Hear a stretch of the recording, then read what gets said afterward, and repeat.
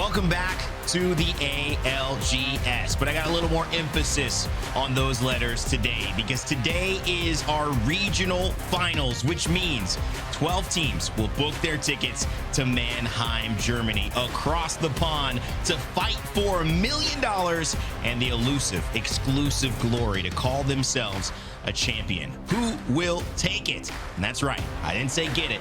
Take it, because this is something that is taken and earned in Apex Legends, and we definitely have the teams who are ready for it. It's been 9 weeks to get to this moment, and now we finally will have our answers after today. It's exciting, and I hope you all are excited as well to round out your Sunday afternoon with some pro Apex action. Let's get it started. My name is Rainday. I'll be your host alongside some amazing talent today, and of course I got to introduce them because you might have seen them in the earlier show, but let's go ahead and bring them up again. Tiff, welcome back. It's North America. This time the stories are aplenty, and we've got 12 spots that these teams are vying for.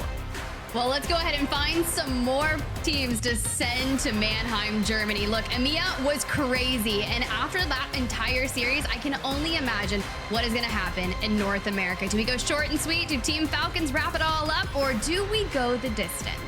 We went 9 games in EMEA. It was so close to jump into that 10th, and obviously one of my good friends was there with us as well, casting the action. Vicky, Kitty, we're back here in North America. Will it go as long? Will we have the same stories?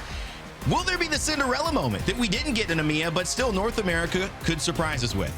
Hey, listen, I'm here to join you guys and go the entire distance. It will end in 8 games, 9 games. Nah, give us more Apex. Let it end after 10 plus more. North America, the stacked region that we know it, is here, and I cannot wait to welcome the teams that will be meeting us in Germany.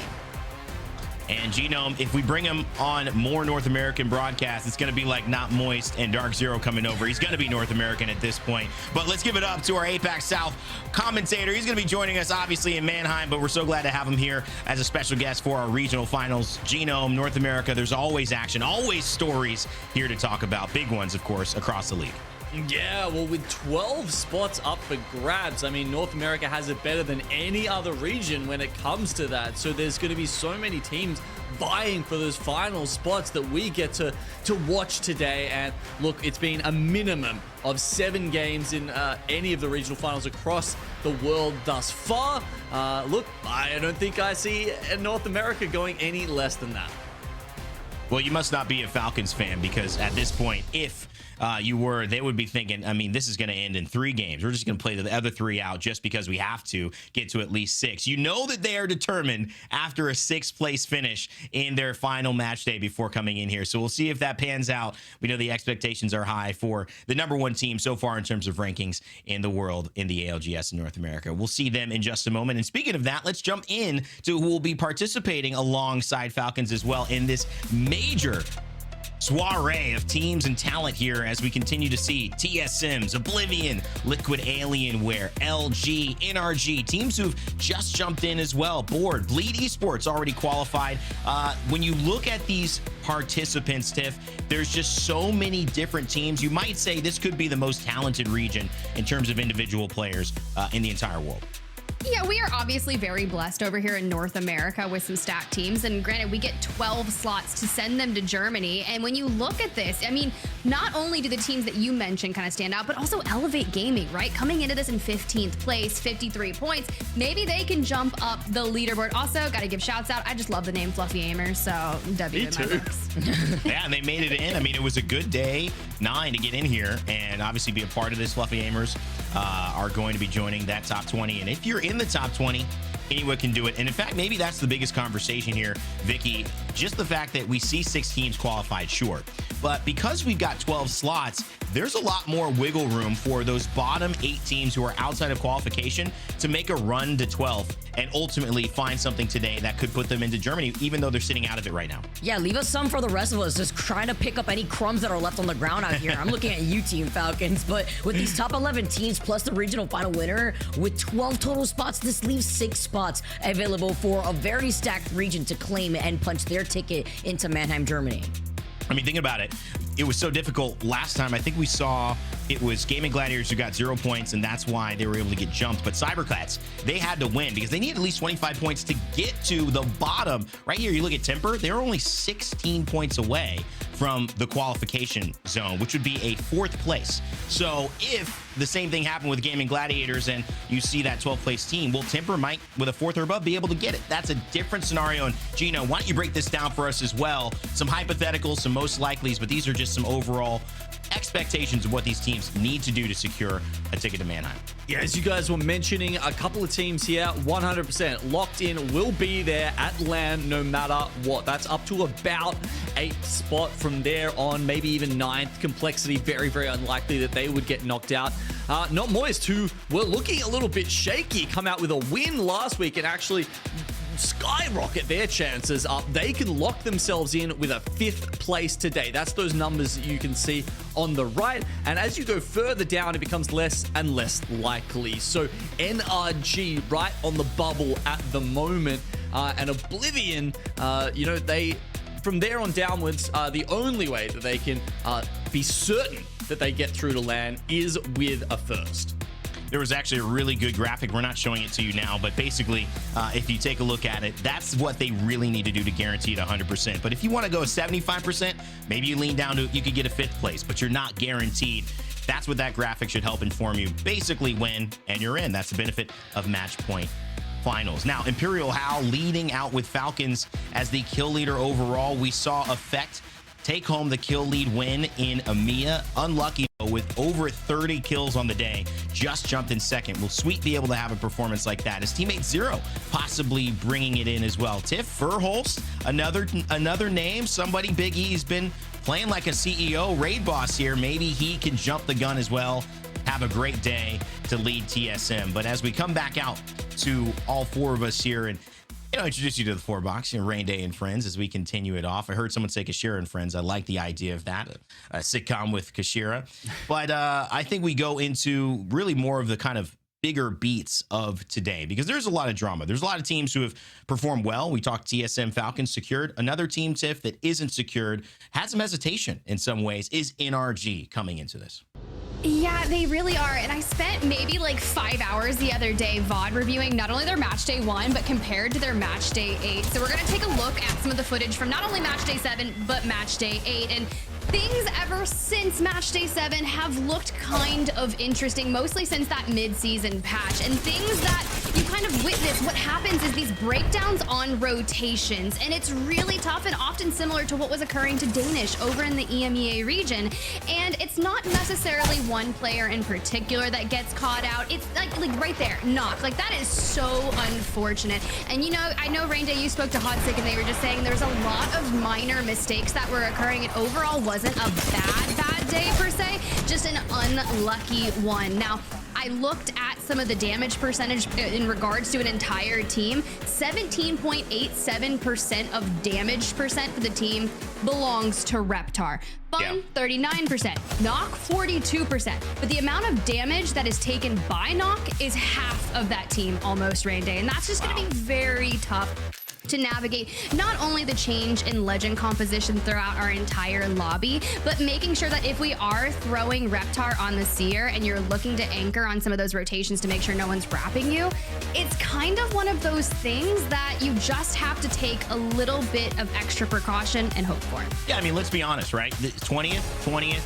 not fantastic for a team of this caliber. NRG as well joining as an org. A lot of big tournaments out there internationally that has picked up this team as a result of, they'll be competing at. But let's just keep it to the ALGS, because it's very important to look at what does that mean. So there's this expectation now that comes in, and with that comes more pressure. How do you handle the pressure? Well, in my opinion, there's been moments where Knock and Fun and iterations of Psych, now, iterations of Reptar, have not handled pressure well. And we talked to Hodsick, and he was talking about, like, this is really not about the skill. It's not about the strategy. I can help them with strategy. But where I'm lost is if we know what we're doing and we just take our eyes off the ball for a second, metaphorically speaking. We forget. We don't pay attention. We lose somebody on an easy rotation. We forget to smoke. All of those little things that can have a bigger mental impact, Tiff, because it's not we didn't come in with the right game plan. It's not we can't do this, we don't have the talent. It's, you know what? what? We just didn't play the way we know we can. How do you fix that? Well, you just got to show up and be ready to go the next time you get an opportunity, which hopefully is today.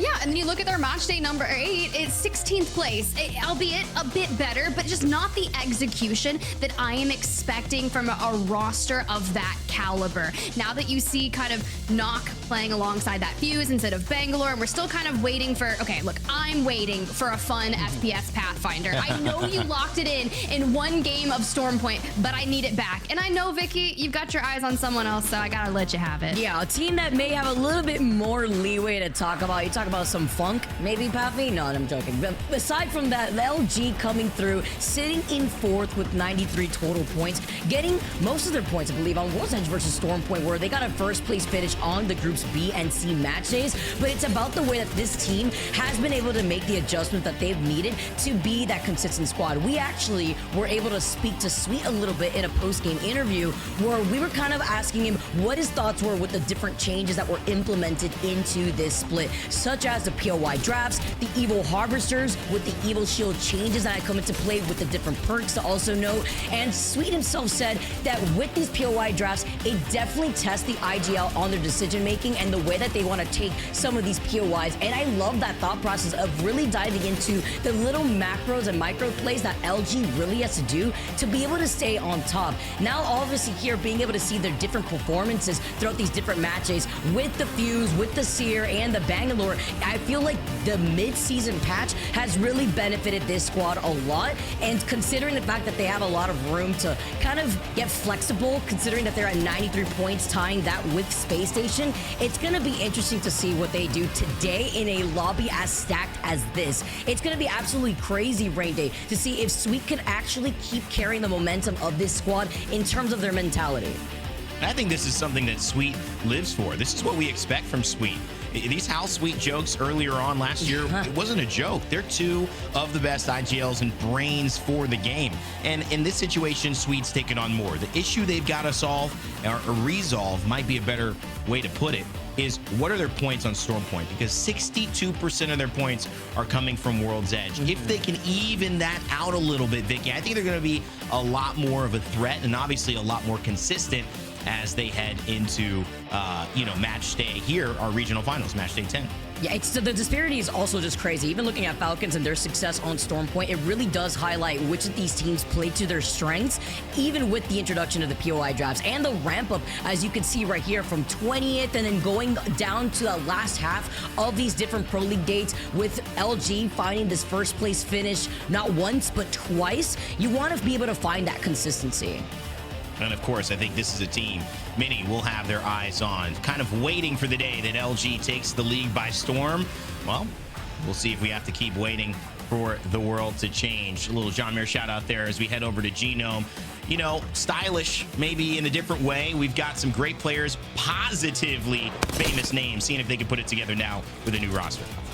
Yeah, following in the footsteps of Falcon, Moist moved over to the North American region. That was a big change for them, but they've also made another big change recently. MT, the longtime IGL and playing partner of Waltzy, moves on partway through this split, and they bring in it's Timmy. Now, this is interesting because none of the players on that team had, I think, really taken that full IGL role over before, but if you listen to their comms, it's interesting that both Pricey and Waltzy, who played under MT for such a long time, essentially learned so well from him that they were now able to go on and become IGLs in their own right. And I think that really says a lot about his style and how much they were able to take away from that. It's finally starting to come together, it looks like, for Not Moist, with a match win in their last day. Waltzy taking over that new role, and Timmy also co-IGLing and helping him out with that. I mean, you can just see Waltzy's been leading from the front. I mean, not only is he new to IGLing in one of the hardest times to IGL in this entire competitive ecosystem, but he's also putting out the most damage of anyone on the team. This guy is just absolutely dominating at the moment, and I think they're peaked at exactly the right time.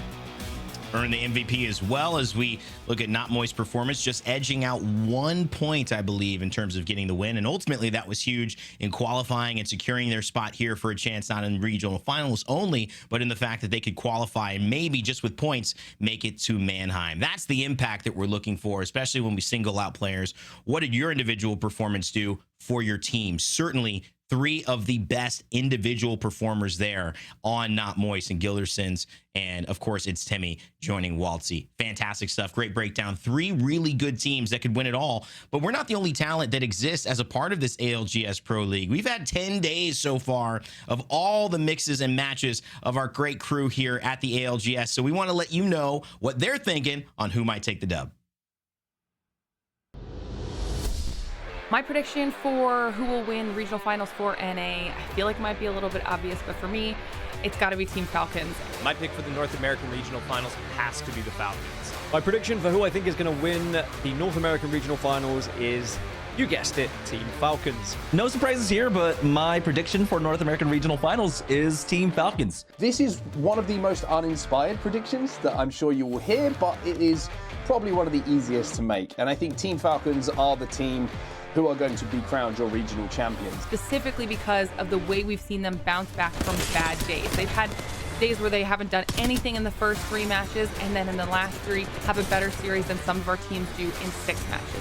For the finals, we're starting it off on Storm Point. Team Falcons averages 15 points per game on that map. When it goes over the World's Edge, of course, they have been suffering a little bit, but with first pick, they were able to secure themselves Skyhook West. With match point coming into the equation, having arguably the best POI in the game, I really think it's going to make a difference, and I'm expecting them to come out on top. This should be a team that is shaping up to start their dynasty here in North America. Now, granted, they look a little bit weaker when it comes to World's Edge, but overall, they are still better than over half of the rosters we see. And I think they have separated themselves from a pack which has been historically one of the most competitive. So I think Falcons take it. I think they're not just the favourites here. I think they're probably the favourites going into the Split 2 playoffs in Germany as well. So best of luck to everyone who's competing, but Falcons are my pick. I'm kind of nervous saying this, genuinely, but I've gotten hate for predicting Sweet in the past. I've also gotten hate for not predicting Sweet in the past, and I just can't stay away from it. I'm going with Sweet again. I'm going with Luminosity today for the North American Regional Finals. I mean, Dia, are you crazy? What are you? I'm just kidding. He said he got hate for it either way. I was going to give him a little shade. All jokes aside, you know, it's awesome to make a prediction. We all know it as talent. Sometimes you feel like the smartest person in the world, and sometimes your Twitter mentions are terrible for a little while. And either way, you just got to put yourself out there. And we know you are putting yourself out there for your favorite team as well. That's part of the great stories we'll be highlighting as we jump into game. But before we do so, if you want to follow along with all of the 4 or 5 teams we've kind of highlighted at the top of the show, well, check out Face It Watch. Might be an easier time for you to do it because this is a great way for you to get all the audio, the movements, the rotations of the teams that you care about, and do it in a way that makes it feel like it's yours. The ALGS is such a flexible place. So many teams, so many different players, and so many different styles to the team compositions. Why not be flexible while you watch it as well? Throw up that map feed, throw up the team that you're interested in, and see how they perform in the most important day of Split 2. Regional finals coming up in just a moment. And let's set the stakes one more time before we toss it over, because this is a day that we will decide a big step in a lot of players' careers, going to Germany. That is huge. Some have never played at LAN before, some trying to make their first, some trying to not be left off after having made all of them.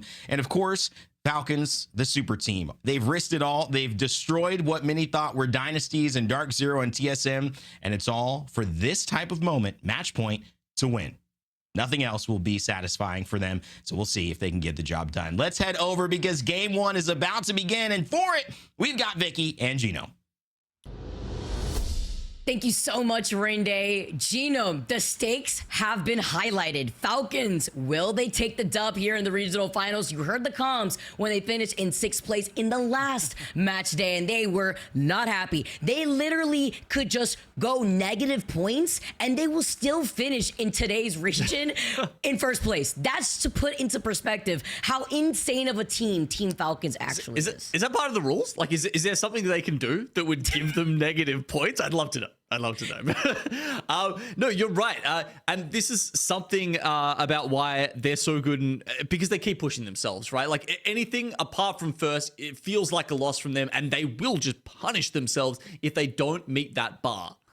Yeah, and there's a different type of ruling that we have for our regional finals. For those of you guys who are new to match point format, so that way you know we do swap maps after every 2 games. The first team to hit 50 points will then be qualified into match points. But after they reach those 50 points in the next game, separating them from the game that they got 50 points, and then so on, they have to win a game to be crowned the winners of our regional finals within North America. So right now, it's about getting the dub on top of the kill-heavy games that you could find yourself in. And of course, since we are starting off on Storm Point, we know what to expect from a heavy-ended squad, Gino. Yeah, now for anyone who wasn't here when we explained this for the EMEA part of the draft, Vicky, the draft has changed from the regular season to the regional finals. This is a seeded draft. That means if you came first in Pro League up to this point, which was the Falcons, you get pick number 1, and you also get pick number 21, as opposed to the snake draft that we saw throughout the season. If you got pick 1, you got pick 40. That was a lot more even. This is deliberately designed to reward the teams who have done a good job so far. And it's nice to highlight, with that being a change here for some of our teams in picking their POI preference, some teams may feel more inclined to pick a POI that they have advantage on a map that they may not do so hot. That's why, with Falcons being in that #1 pick for World's Edge, they've opted to go to SkyWest, where they find more of their success on Storm Point. So why try to prioritize that here as we take a look at our second page of where our squads are going to be landing? TSM landing over by Wall. We've been having a pretty big diversity of circle pools in EMEA, hoping to see the same case here going into North America. Yeah, nothing, incredibly surprising here, though we have had a couple of surprise contests coming out in EMEA. Will we see that again here, Vicky? Teams like Aurora going at people in Launchpad from Devastated Coast. There's definitely some plays that can be made with this POI draft system that we haven't seen just yet. Cannot wait. Game number 1 here for our regional finals with the North America. Let's get started. Storm Point always to start off the action with us, as we get to take a look first at Moist landing over by Cenote Cave, and not Moist, obviously, with Timmy being over to the side, over by Spider Cave. Just going to be able to get a little bit more of the boost on the Evo shield, but also all the extra loot that the spiders provide. Man, I love that little cool shot of the spiders coming out of the eggs as well, man. Our observers have been killing it today. Big shout out to Warhawk, by the way. His birthday today has been absolutely destroying it for both ALGS on here on the main channel and over at Longshot, being an observer for us. So, look, awesome that he is back and giving us these amazing shots that we've seen all the way through the EMEA finals, and I'm sure we'll deliver again here in NA. No early action just yet. You can see TSM actually looking up, firing a couple of shots. I think that maybe that was at Fluffy Aimers, who are peering down the hill there from Zeus Station, but this ring does look reminiscent of one of the ones we had in our previous match point finals, and potentially heading somewhere towards Launchpad.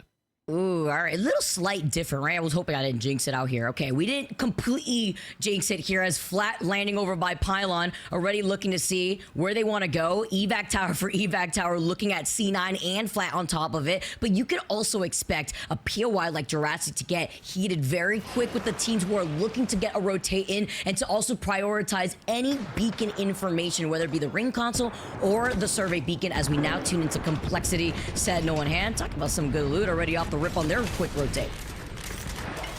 Yeah, Complexity sitting in that main building here within Launchpad. This is a solid little spot. Couple other teams already around. Pioneers are here. SSG quickly rotating in as well. Weave, however, playing a little further down towards the Devastated Coast bridge, where we did see the very final game of our European region. Getting a little sense of deja vu here, Genome, as we see more teams making their appearance. Oh, hello. That is not the surprise you want. Nano just jumping right on top of KCP. He manages to get away as Flat is already looking to coexist on the low ground of Launchpad. But talk about some quick rotates from a lot of our squads. It wasn't just Complexity moving in from Stormcatcher. We see KCP, Flat, Weave, Space Station, and LG in the distance on this circle pool. Yeah, as you mentioned, quite a few already within there. The teams who are playing for the long game or playing for the late rotate, as it were, Fluffy Aimers, Elevate, Not Moist, sitting all the way over in Barrow, and Liquid Alienware also nearby to them. But Flat is setting up down here. They don't have Watson. They've got Catalyst. I would say that Watson is a far superior controller class character if you are occupying that particular space. But look, Catalyst does give you some options if we get a weird pull and they need to make a shift over to a different part of the map. It's gonna be interesting here with the different legend compositions that we've also been exposed to within North America, playing it a lot more safe with the amount of fuses that we have here, the Seer, Bangalore, then you add in a staple with either the Pathfinder, as we currently see right now with Temper, our team that was sitting overall in the bottom end of the overall standings originally before going into today, making it into our regional final lobby. They had 45 points on top of NGNL to make it here, and Team Falcons are on their tail as they rotate here through Jurassic. It was what was to be expected, as Hal does get pinged by a Sentinel in the distance. Yeah, it makes perfect sense that Falcons would find themselves here. I mean, if you're looking for a POI that has both a survey beacon and a ring console just outside where the zone is pulling, that's where you should expect to see a team like Falcons, right? Because they're going to wait for this round one ring to close, and then they are going to pop as many of those objectives as they can to try and give them direction in the game, to try and give them, you know, a sneak peek into the future, where everyone is, where they should be going next, and you need those objectives, those consoles and survey beacons to be able to do that. And that's with them coming out of Checkpoint North, where there was a ring console and survey beacon. So with the quickness, they've already rotated. Oh, that is a trident. They get the crack, but they don't get the follow-up just yet. They managed to get away. The smoke nades from the Bangalore in the opposition is able to safely reset. I believe that is board on the other side. Yes, it is. And look at them closing the distance. Team Falcons already out for blood. They are. There was so much damage done to them. Oh my god, they even managed to grab the down there with the Arc Star. Not sure if that was on the Trident itself. If so, very good spot there by Hal. He was able to catch him before he was actually trying to rotate back away. They were trying to restabilize out of the Trident, and then saw Team Falcons completely aping them, and then they inked themselves and put down the catwall just to get away and out of their line of sight. Board literally running for their lives, and while Falcons chase them down, I believe there is a beacon right here that they could work off of. They even already have that next circle pool information, so just trying to deny that from other teams that want to play by the edge of the circle. So Board does get away, and Team Falcon, you know, look, they lost access to those objectives we were talking about down in Jurassic, but there is a survey beacon over here in the mid-map area. So now with them being able to take down one of those members, that clears it out a little bit for them, and should be able to get that info soon. TSM, of course, with their leader having been unceremoniously stolen from them at the start of the split, have very much been trying to make a new identity for themselves with the addition of Zapdo. They sit very much on the edge of that next ring now. This is a decent spot here, not within Launchpad itself where the ring seems to be headed, but if it does pull back a little bit, maybe to one of the fingers, you know, that spot they're in actually pretty solid. Yeah, at least holding the edge right here, right? It could be a little scary sometimes if you aren't by the rocks to get you out of the line of sight of the teams that would be coming in from the north, like Yup and Oblivion, especially if you go in for an early rotate like this. But you'll get out of a lot of the action that is going to be inevitable if this continuously pulls towards those fingers, like you mentioned, Genome. Then you know it's going to be a bloodbath for the squads that have to funnel outside that building that they're coexisting over by Launchpad. Yeah, because there's so many teams over there, right? Like, it's going to be extremely hard for anyone to be pulling up into that sort of area. A nice little upgrade to level 3 armors for Yanya and Nizel there for TL. That's Temper on the southern side of them. They don't really know what to do at this point because they're getting held out from Pylon by Moist. They're getting locked into Jurassic by Liquid. This is a tough spot for Temper to play and make this next ring.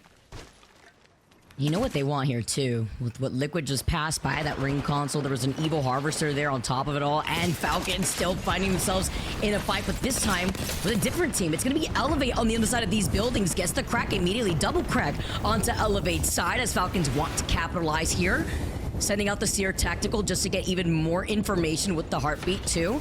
Lacking a little bit on ammo, and while they do try to take this isolated fight, they're not really worried about a team coming into third party. An evac tower was called in earlier to combine with the Fuse Motherload. Look at the vision that they have. I mean, if the Motherload wasn't enough, Genome, I mean, the exhibit from the Seer definitely is. Yeah, look, I really hope Hal picked up that ultimate accelerant on the ground. I mean, I wouldn't be the first person to, like, lose my mind over him, like, not picking up some ammo or something. We see it pinged there. Either way, it's been interesting to watch them work out who needs to be on what legend coming into this very different legend meta that we've seen recently, Vicky. They've been trialing everyone on lots of different things. It's been hard because, like, Jen has such a great legend pool. Hal, not so much. And Zero is just so good on Bang, but it seems like he often wants to try out some of the more aggro characters, gets involved with, like, gets involved on the Fuse, but they have gone back to what's worked in the past, which is Zero. Definitely one of the best Bangalores in the world, making so much sense for this team. Does take a bit of damage, but he was able to pop the shield bat in time. I like how you give a breakdown of what we could expect, and I love this overview because there is a third party in the distance. Fluffy Aimers, hearing this fight, have now managed to make their way over to show their presence. Team Falcons, knowing that this fight has been going on for quite some time, they have to look to the side, but Zero now looking to the other side of the door. No. Lose out on his shields heavily. Jen cannot get that knock. Instead, they wrap around Team Falcons. He tries to get the next knock. Temper get eliminated in your feeds, but this fight is still going on for a while Fluffy Aimers make their presence. Oh no, and Furia, they may be looking to come up the zip from below here and be a part of this fight as well. We see Liquid, they go down to Moist. That was way over in Jurassic, but Falcons for the moment look to be resetting. Fluffy Aimers. Opposite of Fluffy, something you don't want to deal with. The fact that Team Falcons was able to get that res, they're looking to reset. Nobody is trying to overextend. Furia wanted to see what was happening here, what they were missing out on, but they also don't want to give up that low ground building that will lead into Launchpad. While Fluffy Aimers are holding this entire north side of the circle, Elevate have managed to stay alive, although as a solo, they still were able to stay alive for now. Yeah, I mean, Falcons have got the reset here. This is bad news for everyone else, I'm not going to lie. Furia made a good decision to stay down the bottom. The ring is pulling to the back of Launchpad. That means that is a primo spot to have, but at some point, they probably will have to deal with Falcons jumping on their head. Space Station 2 taking chunks out of this team over by the south side of this zone. It's going to be Weave who are meeting them, but they're neither of these squads in that circle. You can see that circle pull on your top left screen in the next 30 seconds. Phony looking here, trying to help them out. Sees that he's incredibly low over to the left side while Koi takes a different off angle. This is an isolated fight, so they're not worried here for the third party. Oh, like a little bit worried about the Motherload ahead of them here, just trying to spray bullets and the hope that someone picks them at the wrong time. Zainu and Koifel have been such a devastating 1-2 punch for SSG this season. Absolutely one of the scariest combos in ALGS right now. It really is, and individually too, as players are a very scary duo here to really work with, and now they've cleared that south side of the map, knowing that they're going to be approaching Launchpad, isolated, passing that Evil Harvester, while more squads out in the distance. I'm looking at Moist currently taking the evac tower, seeing where they may find some space, because right in front of them, it's Oblivioning up. So this is a great move, but where do you land when TSM was holding that choke that we saw originally by the water? Yeah, I wondered if maybe they'd go for the tunnel, but they actually find this building right on the edge here and contribute to Native going down. I think that's 2 out of the 3 at the least down for those guys. Oblivion sitting in the building right next to Moist. Look at this, the catwall, the Seer ult, a team in the distance looking to get involved. It's gonna be Board. Elevate still alive as a solo, as you saw on the outskirts. Not Moist here. Looking on both angles, and with the catwall, you know that they were able to take advantage on trying to rotate on the other side of this building. It is Oblivion looking to try to follow up within this fight. Yeah, I mean, I think last time the Seer was in the meta, you could actually track the footsteps through the catwall, through the Dark Veil, but you can't anymore, so they have to wait for that to go down before getting that information.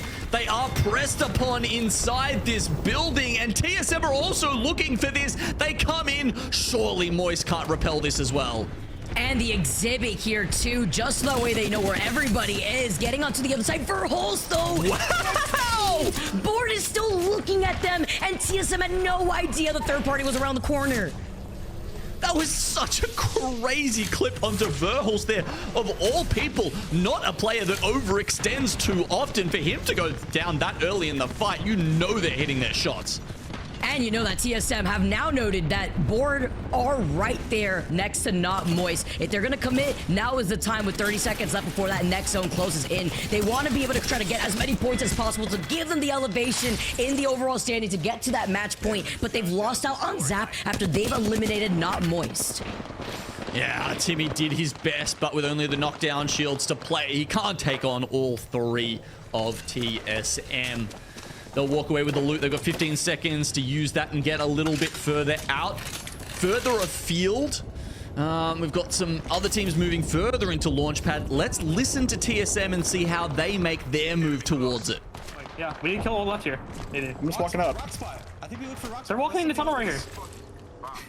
I'm in Evan. We can maybe go to the right dock. They're going through left tunnel, boys. We can run along this right dock here. Reposition there. Yeah, we need to play for the corner. We need to play for the corner here. Right?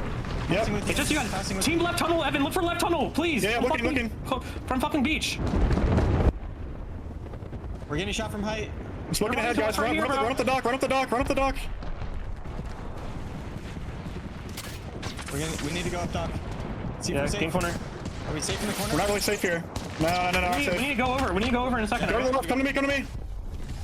I got circuited. The rocket can kill us here. Peek it above! Yeah, we can't do anything. All main safe. Yep. I'm down. Bang, cooks! Someone knocked down. Oh my god, we need a mirror zone so hard. The split in communication, you can hear the desperation as they're trying to find corners to avoid the bombardment of nades as KCP, within their advantage of their own POI in Northpad, have height over them on the catwalk. The NRG now have swooped in. Reptar, the last one alive, and it's just a matter of time before he meets TSM back in the lobby. But KCP, do they want to overextend on this? Because right behind them, waiting for them, is another team, only leaving Jet alive. Can he clutches out over to the side? LG get eliminated. The hip fire shots from the 30-30 is just enough with literally 1 pixel of health. Oh my lordy. What is the siren song of this corner? Because so many teams have just piled in there and then immediately lost their lives. I mean, TSM go down, NRG lose their lives trying to take them, and then KCP, you saw how close they were as well. Board just nipping around the corner to take a look at all the madness. And we should note, Fluffy Aimers, they're sitting down the bottom here, but to the north of them, Vicky, Team Falcons. They took that building away from Furia, coexisted for a little bit of time with them there, but now they have full dominion over what is essentially Godspot coming into this final circle. And away from a lot of that chaos too, when the safety of that building uncontested is a crazy statement to make for this first game of our regional final. Space Station, they heard the res going off, now looking to get in position, but they still have blue evos here at this point. They've lost out on Phony. You get the evo shield swap, but with only 2 left alive for Space Station, KCP meet their demise. They're also going down here back to the lobby. SSG in round 5. Blue armors, not 2 things you want to hear together. And Sign, you can't make it out. They will drop down as I think it was the 7th squad there. And everyone else Probably just going to try and barrel into a tiny little corner in the edge of the building that will still be in the end of this next zone. Meanwhile, Fluffy Aim is still sitting over there in the donut area, and Team Falcons have so much of the map to themselves in the building. We haven't even had to look at them yet because yeah, they're just so far away from everyone else. You can see all the way to the left of your screen. The beautiful painting that the Watson fences are also highlighting for us too. Well, there is 3 squads inside of this launch pad building. Fluffy Aimers on the outskirts, and they're looking at Falcons who are actually overextending. Complexity being on the high ground, C9 sharing that space right below them, but Falcons are out for blood. They do not want to overextend. I like the call just to back away, maybe just trying to bait out any last minute ults before this final circle closes in the next 20 seconds. Finally getting a look at the Falcons' position as they've got everything going their way. The positioning, the armors, turbos, all lit up here. And the knuckle clusters are coming in to make everyone else's life hell. Imperial Hal hits them. He's burning them with the thermite nades, and they've only got a Dark Veil to save themselves. Dark Veil coming up, and you already know Falcons is backing away here. Dark Veil for Dark Veil, though, on the bottom. Complexity are shooting down at C9. Nowhere to run as they get sent back to the lobby. 4 squads left, and Team Falcons are not even in the fray. It is Falcons, Complexity, Bleed, and Fluffy Aimers opposite sides of Falcons. As we noted in the kill leading graphic before, Monsoon is right up there. This guy's been on a tear so far this year. But can he stand against the might of the Falcons while Bleed and Fluffy Aimers go at it over in the donut? And it's be able to say Fluffy Aimers. Can't be scared about that one, but you could absolutely be scared if they're going to wrap up behind you. If you're Bleed in this case, Falcons going to be able to sandwich them on the other side. Drop for drop, though. They get 2 nuts. Falcons are dominating. 12 total kills for this team right now, just to open up this first game of our match point finals. What an insane first game. They had that rough moment in the mid game, but everything from then on just looks so smooth. Oh, this is crazy, but they lose out on Jen. Bleed get eliminated, and Fluffy Aimers at the perfect time. They come in for the third party. They were focused on Bleed. Look how low they were. It was really only Press that is up, alive, and healthy. And they take care of Team Falcons for game 1 to take the dub. Only a couple of kills there for Fluffy Aimers. You can see 4, I think it was, for them. And, I mean, yeah, I think even though Falcons might have come second there, I think they're probably going to walk away with the lion's share of the points, Vicky, just because they never let a kill go begging, do they? I mean, they are always just as aggro as they need to be. You know, like every time they just want to maximize their points, and they have come out of the gates just roaring here. And there's a different approach when it comes to regional finals and a match point day, right? Because although, sure, Fluffy Aimers got the dub, it's 12 extra points on top of the 4 KP that we saw them get. But on the other hand, when you're Team Falcons and you're getting, what, 14, 15 kills for that first game, it's not about getting the dub that's the most important in this point of the day. It's about getting to match point first and then proceeding to get the dub, which we know that Team Falcons has no issue when it comes to racking up KP. Yeah, and they've got no issue when it comes to winning match point series either, do they? I mean, just ice in the veins. I'd love to see the stats at some point, but, you know, Zero potentially, I would say, has some of the most match point series wins across LAN and regional finals out of anyone in the ALGS. Look at this, 15 KP, double-digit KP to make a statement for your opening game. Fluffy Aimers still take the dub, but they don't get as many points as you could see with Falcons getting that second place finish and the KP that they needed. But even looking all the way down, right, highlighting teams like Complexity, who also were able to get 5 KP, KCP in a bit of a rut with their 6 KP when that was their POI before they dropped down. They took a bit of damage here to win that fight, but then it was really when the circle shifted north of Launchpad where we saw a lot of these teams fizzle out. I mean, Fluffy Aimers, you got to remember, they were up there at the top when, you know, all that stuff was going on with Falcons above, but they still managed to come out and win. LG pick up a couple of points there. TSM and Moist with some of those mid-game battles will pick up a few points, and they'll be happy with 4 and 5. Honestly, considering the difficulty of the game they just played, that's enough to keep them ticking along. We also saw earlier on in that game, Fluffy Aimers trying to fight for that Evil Harvester closer to a wall by TSM. So immediately after that, they just went for a quick rotate. But I'm looking at teams like Liquid Alienware, a team that we know needs to find their stride of momentum to keep that consistency, unfortunately being the second team to go down in this lobby, but finishing off with 3 KP. We'll take a look at the comparison of stats for our two squads here at the very end. Fluffy Aimers playing a lot more patiently with the Watson versus Team Falcons, who are just out for blood. 15 KP, so that way they can start bridging that gap of overall points between themselves and the rest of this lobby. I'm sorry, what? Look at 7,000 damage in the first game? I don't know, Vicky. That is abominable. I mean, like, people coming out being like, oh man, they had like a shaky week or two there coming into regional finals. Are you guys kidding yourselves? Like, have you not seen every time that there is something on the line, these guys turn up? It's actually crazy. It is so crazy to see this right now. 7.1k damage. But honestly, hashtag get Fluffy, getting a word that that's going to be their official hashtag out here for Fluffy Aimers.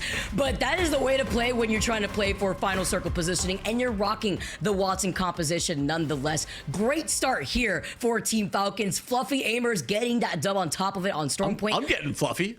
Oh, right? Oh my goodness. That is actually the perfect description of what we just witnessed from Fluffy Aimers. We got to see some more of that action going into game number 2 on Storm Point on the other side of this break.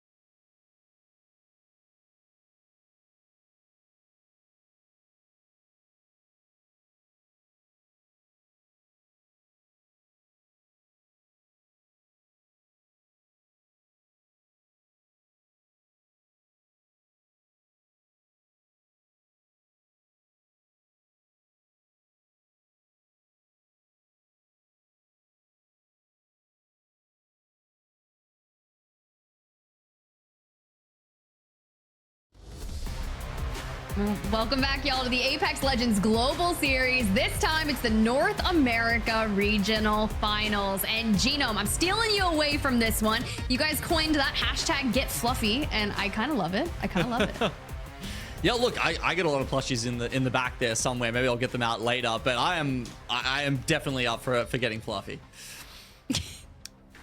Yeah, okay, well, let's go ahead and bring up some of those match highlights while you work on that, right? I'll wait for you to go grab your plushies. But as you kind of look back to this end game situation here, Falcons have isolated themselves out onto the western side. And the moment they took that building from Furia, I was like, oh my God, okay, I think Falcons are going to win this. And they start to get really mixy here, right? That's where Fluffy Aimers kind of sandwiches bleed. And then I'm like, okay, maybe it doesn't actually happen, Gino. Yeah, it was a tough one to play out, but I think when you look at the amount of KP that Falcons ended up with, they didn't necessarily have to play for the win though, right? Like, they were kind of playing to maximize points, whether that was KP or placement. And I think that's a very smart strategy, considering that the Falcons are known for getting the majority of their points on Storm Point. 70% plus of the points that they accumulate throughout an entire series are attributed to Storm Point. So if you're going to be kicking things off with a large majority of that 50-point threshold already being maintained, and Fluffy Aimers having a magnificent start to that, picking up the win and playing it to perfection, but getting, you know, a decent accumulation of points. Now I just look for Team Falcons to do the same thing in match number 2. Yeah, and you know, they've done it typically from POIs that are not that crush hot, right? Like Devastated Coast, they had that insane match day comeback, and now they're trying to do it from Checkpoint, which is like arguably a little bit better, but as we've been talking about, the stats sort of say that it might not even matter that much.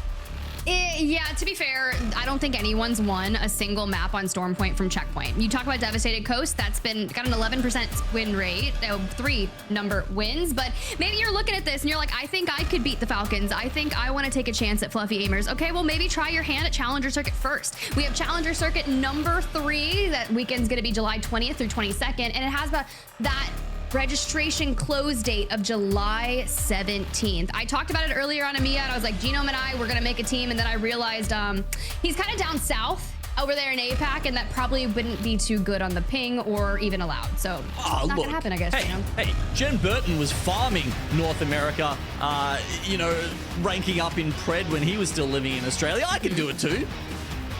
Okay, yeah, because Genome and Jen Burton, very close. We both start with G. Maybe not quite the same, but you know, if you can shoot like Jen Burton, I'll draft you on my team, 100%. Yeah, I don't know if I'm quite at that level yet. There's hope. There is hope, and there's so hope for a lot of our teams that are on the fringe. This team in particular that won match number 1, they just made it into the regional finals, coming in 18th place. One of our teams that are in that must-win scenario, and that is one of the things that I get so excited about when it comes to match point, is that it doesn't matter how many points you come into the day with, so long as you're the last one standing after you meet that win condition threshold, which honestly, if you're kicking things off with 16 points in map number 1, this is a solid start for them, and from Zeus Station you're gonna have a lot of good loot. I mean, I genuinely thought we were gonna have it in our first series today. I mean, Aurora and Cybercats were both looking so good. I thought we were gonna get one of those Cinderella stories, because as we keep mentioning, it's so rare to see a team outside of the qualification bubble actually pick up a match point series in the lobbies that are the hardest that you will get all Pro League long. Okay, well, you pop the circle here and you immediately see Checkpoint is involved in this. Now, this is going to be one of the most fickle zones, Genome, and I want to sit here for just a second, because yes, Checkpoint that ring console, so they're going to see this zone here. But what's going to be really interesting is, does this one commit to the gravity cannon that's on the outskirts of Cedo Station? Because you know how sometimes we get that big pullback to Cedo since the large amount of playable space of that POI is included? Yeah. Definitely a couple of options when we're looking at the Cedo Station area in terms of where that ring can pull, and what makes for a good place to play from. There's, yeah, as you say, you know, gravity cannon, the little buildings across the bridge, this one that we're seeing right here, that LG are looking at. They want to take it away from their opponents, because you just get so much, you know, like the lanes of fire are so good from this area that you really get to look in on all of those other teams that are bunkering together, and can be quite tough to play from the smaller buildings within Cedo Station. Yeah, it's gonna be quite interesting. We've already seen multiple teams kind of come this way, Luminosity being one of them, and they're actually going to pop that Dark Veil to rotate back up the hill. It seems like this is where they're going to make their stand. Not only was it gonna be tough for them to siege that distance knowing that other teams are moving into Cedo, but you can kind of regain here and maybe look to gatekeep any teams that go for that wrap either from Mill or through that area low of Cenote Cave. But a team that's taking that rotation and they're going towards Pylon, it's gonna be Space Station. I would love to drop into a listen with that. Launch is still doing their fucking spiders. You can also just fucking kill Weave if you want. I'm gonna go grab that pack too. Can you just start looking southwest me again? Yeah. I'm gonna hit scan real quick. I'm just fucking down there looking for Havoc.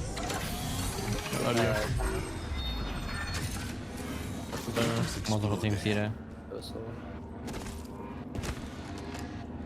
Two teams still barometer. Team launch. Grab the pack. Gold Nemi. I'll grab it. I literally have Nemi fucking Volt. We We can look-key rat the fuck out of Weave and just kill them. And then... Alright. I'm down to just rat it, bro. I'm down.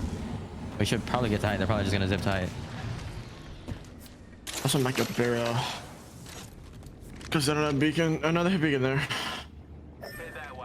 Might go barrel side. Yeah, there's like hella shit barometer side. There's two juicers in barometer, bro. What?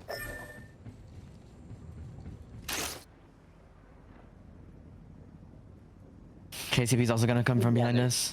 Get up here. You know, Genome, I'm sitting here listening to this entire conversation. And I was like, this is pretty generic. Like, we are just locked. We're like just being so strategic. 2 here, 1 there. I got a golden Emmy. Let's go rat weave. And you know what? I'm down for it.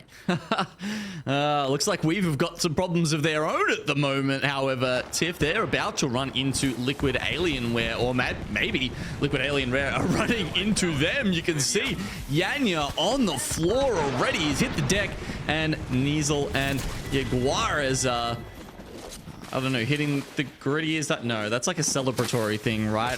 I don't know. Sure. I actually don't know how to hit the gritty, and if you can, like, that's amazing. I love that for you, but I don't think SSG is actually going to be ratting Weave. So when you did listen into their comms, they called out 2 teams in Barometer. Liquid Alienware and Not Moist were those teams in Barrow. However, Liquid looks for a wrap towards Weave and gets pretty much pieced apart. You called it. 2 of them dropped. Now we're just down to a Res, and I believe only one of them, unless they got a full reset, but I think one got full. Now you see Niazul and Jaguares there. So they're going to be looking for the potential banner and then maybe a reset. However, Not Moist, off that rotation out of Barrow, are wrapping up towards Mill where that ring console is, so they're going to make their presence known. Yeah, I mean, they did their hard work last week, right? As you can see, pressure is off Moist today. They don't need a huge day. They can't have a Gaming Gladiators type day, though. If they pull up with a 20th, they may not make it. But here they're going to go in up against the duo of Board, and Elevate Gaming are on the other side as well. Board potentially even going into the ring because they just want to get as far away from the other teams as they possibly can. Moist kind of doing the same, actually, not willing to keep going up and trying their luck against Elevate Gaming, which surprises me a little bit. It is kind of interesting, but as it continuously pulls, it's going to be one of those things that you really want to play for that ring 3. Or if you're Weave, you just want to play for Liquid Alienware. You want to finish exactly what you started. But if we're already throwing out the mother load, we've got to use a zip line to kind of retreat away. And you start finding yourself in these open engagements across the water, realizing that the majority of players, not only do they have the Nemesis, it's a Hemlock, something that's going to excel in that mid range. And even though you think it's going to be solid, well, maybe it's best to play for a little bit of longevity here, knowing that you've only racked up 1 point thus far, and it was one of the Liquid Alienware boys. Yeah, but I mean, it's a 3v2, Tiff. Surely you just go in there and finish your meal, right? Surely. Sometimes you start looking at dessert, though, Genome. And dessert, you gotta save room for it.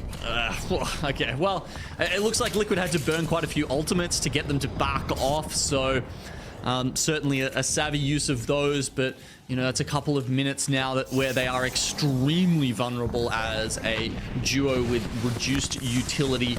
They don't want to run into the back of SSG, who are over there in Jurassic ahead of them. But moving to where most of the action's gonna be happening here in our game 2, you got Falcons boarded up in, I want to call them like the TIE Fighters. I've only just seen this now, but like the windows they have are actually like very similar to like, you know, a TIE Fighter, TIE Bomber kind of setup. Yeah. Can we run with that? I believe you. I trust you. I 100% believe in everything that you're saying. It's factually correct, even though I have no idea what you're talking about. Have you know what Star Wars? Oh, wait. Yeah, but I guess I'm not okay, that. Okay. Clearly, it was so memorable. All I know is Darth Vader. Someone's getting mad right now. Anyway.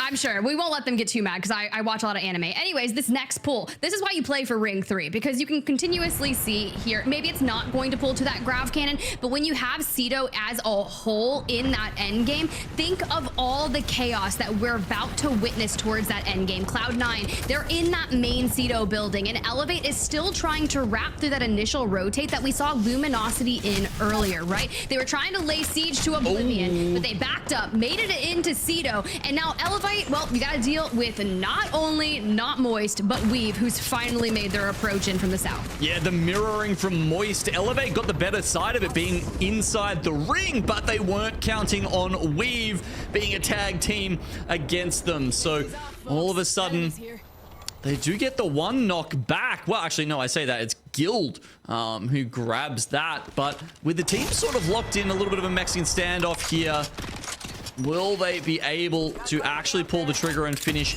one of these squads off? I don't know. At least they do get another knock now. Moist look like they might be the team that walks away with the most KP out of this engagement. I mean, if you got Timmy out here sniping, he's got the Bruiser on this Sentinel, which is one of my favorite combos for that mid-range. Wraps up LOTR and kind of sends them back into that banner. They have that ring theory information, and now we can look to play from this area. You just have to deal with Elevate Gaming, who's just towards kind of their southeast, and Weave, who do still have to move. You've got that ping towards them on that location, but Timmy's really not wanting to give up this fight straightforward. Now, the craziness about this is, you know, Board wants to get into the mix, right? They're down south of Checkpoint in one of those buildings, and they're going to have to decide, do we take Spider Tunnel or do we just Moist? How did he gets sniped from C9, by the way, is in the main building of Ceto Station. That's where that 30-30 shot just came from. God, Sauce really be different from Ceto, I guess. Let me be real. Look, this is a team that is coming in, and they are not sold on qualifying, right? They came in 11th place, 64 points. NRG obviously holding that 12th place slot. And I know for a fact that Saucer and them are not going to be happy until they make it back to land and expand on that performance. Guild, Timmy might have to play this one out as a duo. Oh, maybe it was a DC. Yes, we see that. Yeah, maybe just got caught out in the open at the wrong time. That's so rough for Moist. They're in a great spot. I mean, this hill is actually in for the next zone, but look, Elevate was still as a duo, so I mean, Guild and Timmy can potentially push this. They do still have to worry about Weave down the hill, but maybe they're just trying to, you know, make the most of this and grab some points while they still can. Yeah, that is tough. That's gonna be the first team to leave on out, but not Moist. Still gonna be playing it out. They've taken out Elevate Gaming, and now they dropped Carter, but Weave does get the res onto that. The smoke is going to allow them a bit of cover, but we still have to fight on forward. And when you think about this rotation and what that's going to look like, Oblivion holding down that building is going to be such a threat to both of those. But we're not done. We're throwing the mother load, and Carter's trapped. Okay, this fight has just been brewing for the longest time. Let's see how it finally ends here with, obviously, we see Elevate get finished off, but Moist as a duo seem to still be holding out Weave as a trio. This is some... I mean, they get some balls on them pushing this and really keeping them at bay, pressuring them this much as just the two-man. Look, sometimes you just gotta show presence. You gotta peacock it out and just take that 2v3. Elsewhere, we got TSM starting to invest a lot of nades. There goes the rolling thunder. And this is going to allow us to swing, take that Prodigy Aces knock. Dupes down, yup, eliminated. They've fallen. So is Fluffy Aimers, by the way. Your match 1 winners are down and out and will have to go again in match number 3. The exhibit still gonna provide a lot of information as everyone begins to collapse here on that northeastern side. Okay, Blade pushing up to look at this as well. As you mentioned, lots of seer ults in and around here. Often that's a bit of a stop, a pause, a wait button, as other teams will wait for that to go down. But you kind of can't when the ring is at your back and pushing you in. So TSM move forward. And there we go. Liquid Alienware, a casualty of this. And Furia and Bleed just trying to wait it out on the outskirts. All right, let's get you back in there. Reps not Moist finally fallen. Furia to join them as well. Bow check in hand for Reps, which makes 100% And so now let's see if we can hit that connect, but no one's gonna peek around that. So you might as well smoke it out, and under the guise of that, maybe look to hit a slide, but the comms come back and tell them to retreat. Somehow we've got to get into that main area of Sito, and where that circle starts to center up on is going to be a building that NRG controls, but TSM is going to be able to rotate straight in, but you have to deal with bleed first. Yeah, NRG coming in from Cascades. They had priority to Sito, and as you say, it's the big building. Well, not the one with the zip line, the one just to TSM's left here. That's where NRG is sitting, and that's where the zone is pulling. So being on the north side here, if they can clean out the other teams, which it looks like they are, as the knuckle clusters do critical damage here. You can see bleeding out. Very well done by TSM. That was just a full knuckle cluster, to be fair. That was the entire breakdown of that roster. The building that NRG is holding is really tough to hold on to, because you think of the big doors that you can easily open it up. And now the majority of the time you'll see like a Watson team kind of go in there and fence it up, maybe throw a Jenny to try and help, because next thing you know, you're going to have teams that are going to be approaching from both sides, and you'll likely get sandwiched out. GG's to NRG for trying to hold that one down. Elsewhere, we'll look at Cloud9, where you had Saucer kind of picking up with the 30-30. Look like Naughty is also going to be locking it in, and we've got Oblivion in our sights, which was not actually Oblivion because they moved into the bottom of Sito, and now we've mirrored them. And the rest of these teams just sitting in their small buildings here. Not many of them, any of them, maybe the tiny little bit for Pioneers will be in the next circle, Tiff. They're going to have to make a move at some point. Falcons, they've got one of the longest rotations to go, honestly. They need to get towards that building where NRG are, remember. And not right now, but at the end of this zone, that's when it's kind of all going to come crashing down for these teams on the outside.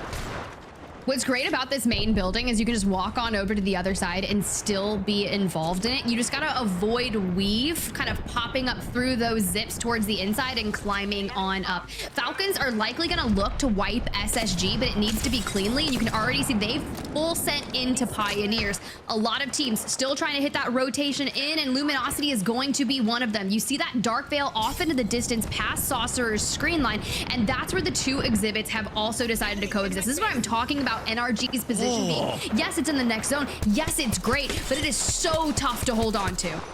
It is, but look, TSM on their north side get taken out by LG, and now Temper coming in and trying to take that fight as well. You can see Sykes is barely alive at this point. Somehow Temper don't get a whiff of that, and they're not going to press the advantage. Does this mean reses are on offer here?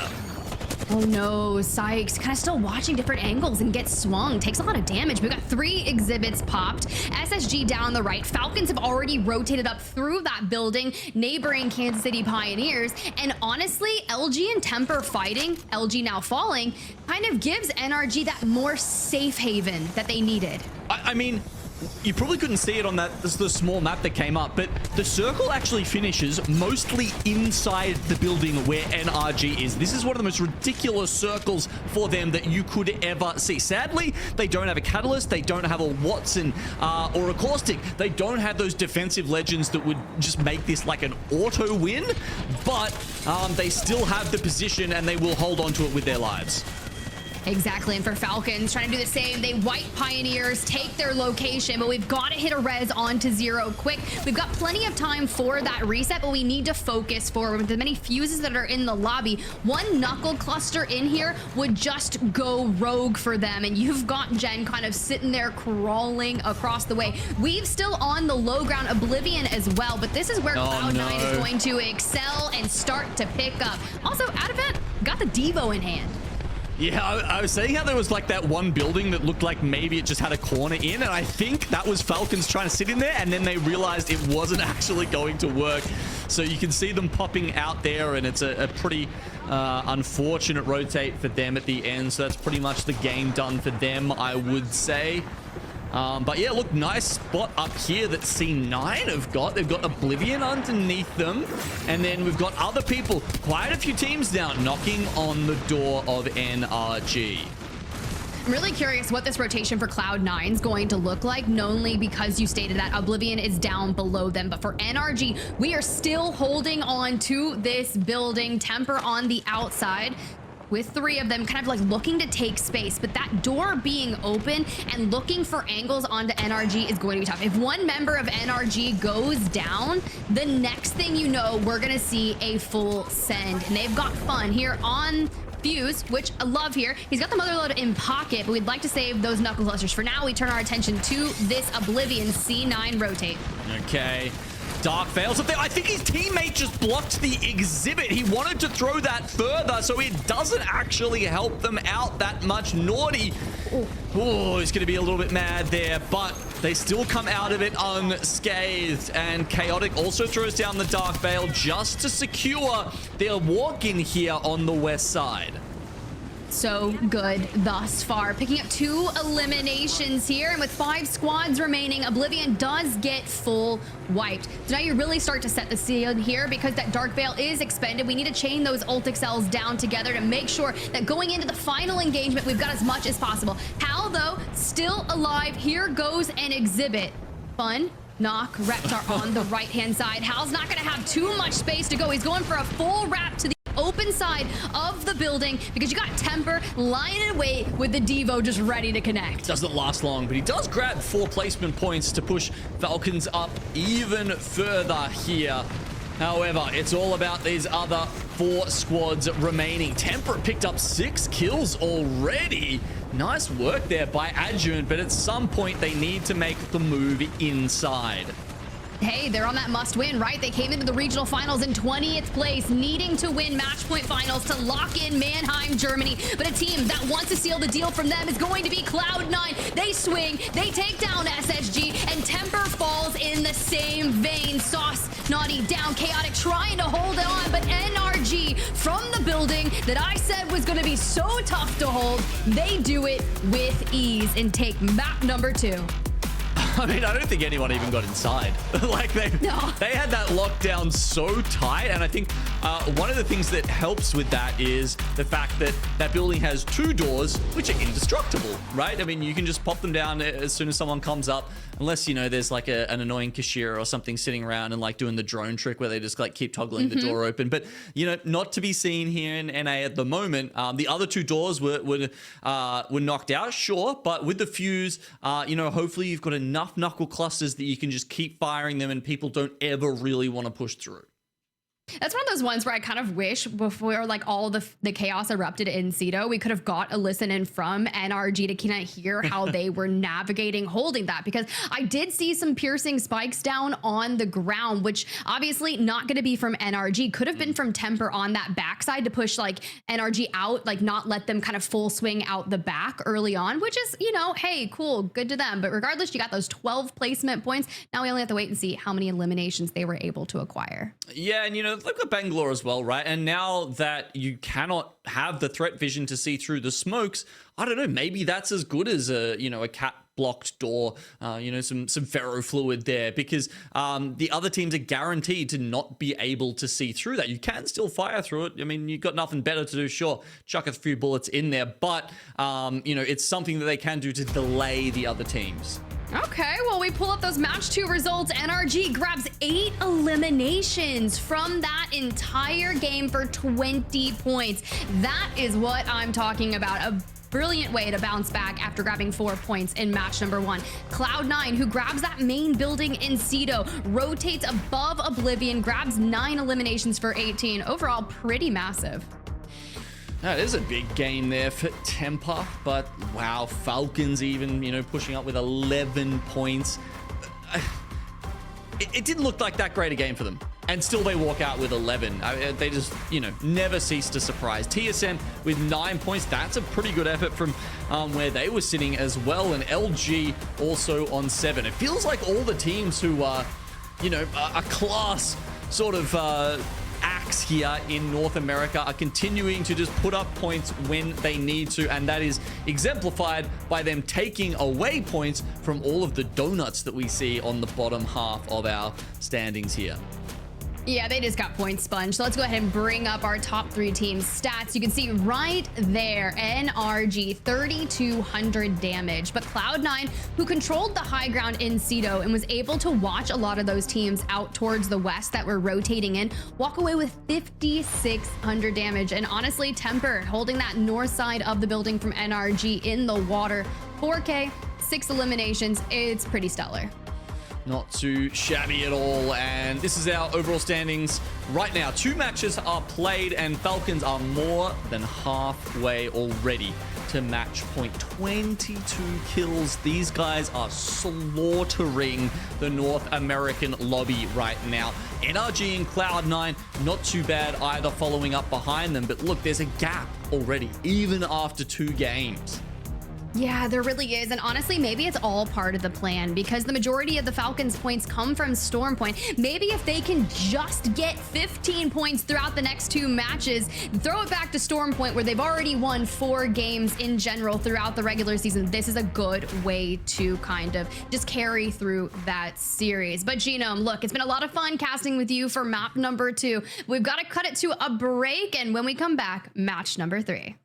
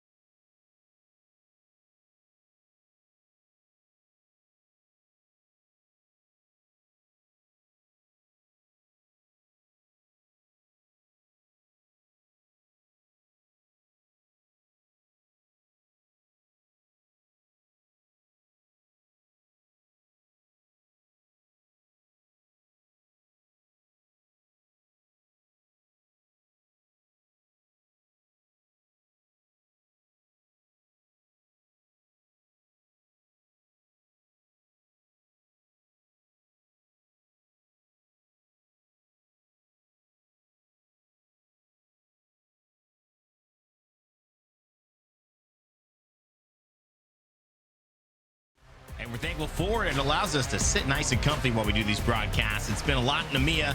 Now we're going in North America. Shifting over to game number 3.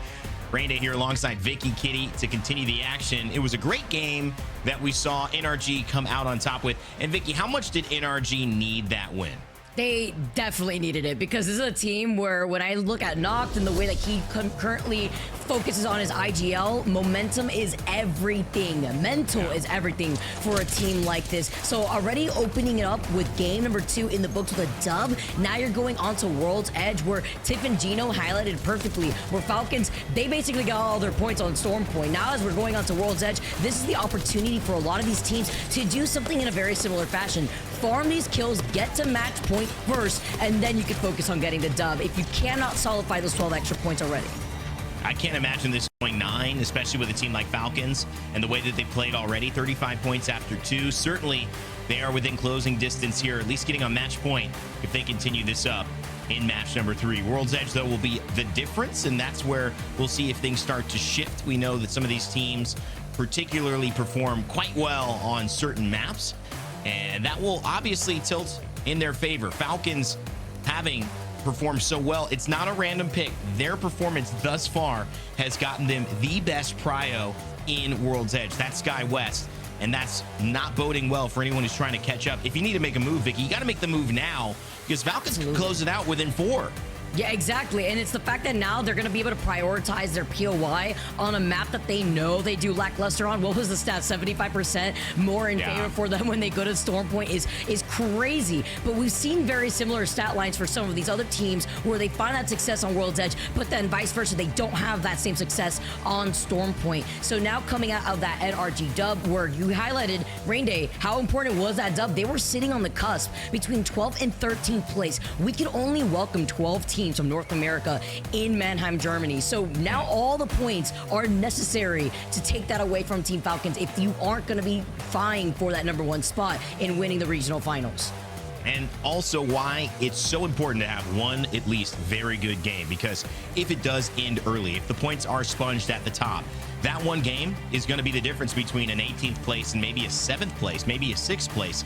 And unlike EMEA, those stark moves can have a big difference in you being around, a la NRG, who just secured enough probably to feel good if it ended soon. They cannot get a 20th, a 19th, and 18th, though, like we saw our second place team in EMEA coming into this Gaming Gladiators, who still qualify. That would not be enough, sitting at 12th, as you had mentioned. As we transition into World's Edge, we'll start off with NRG, Fun FPS, Knock, and Reptar. Last week, Reptar was coming off of a sickness. It's always difficult to do. These are never easy lobbies to play in, whether you're talking mechanical skill or just mental fortitude to keep it up throughout the day. Stay prepped, stay ready. But when you're adding the sickness element to it, that's not what they needed.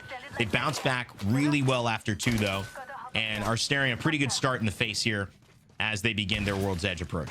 Especially since even though Geyser has lackluster loot, you still have a ring console in that northern building, an evil harvester, trying to split some loot that's inside the vault tunnel, trying to see if you could find out where that next circle is going, as they're going to be able to scan that ring beacon. And we are going over to the south middle side of this zone. Haven't seen a zone like this in quite some time here, but it's a nice little change up than what we're usually used to seeing, Rain Day.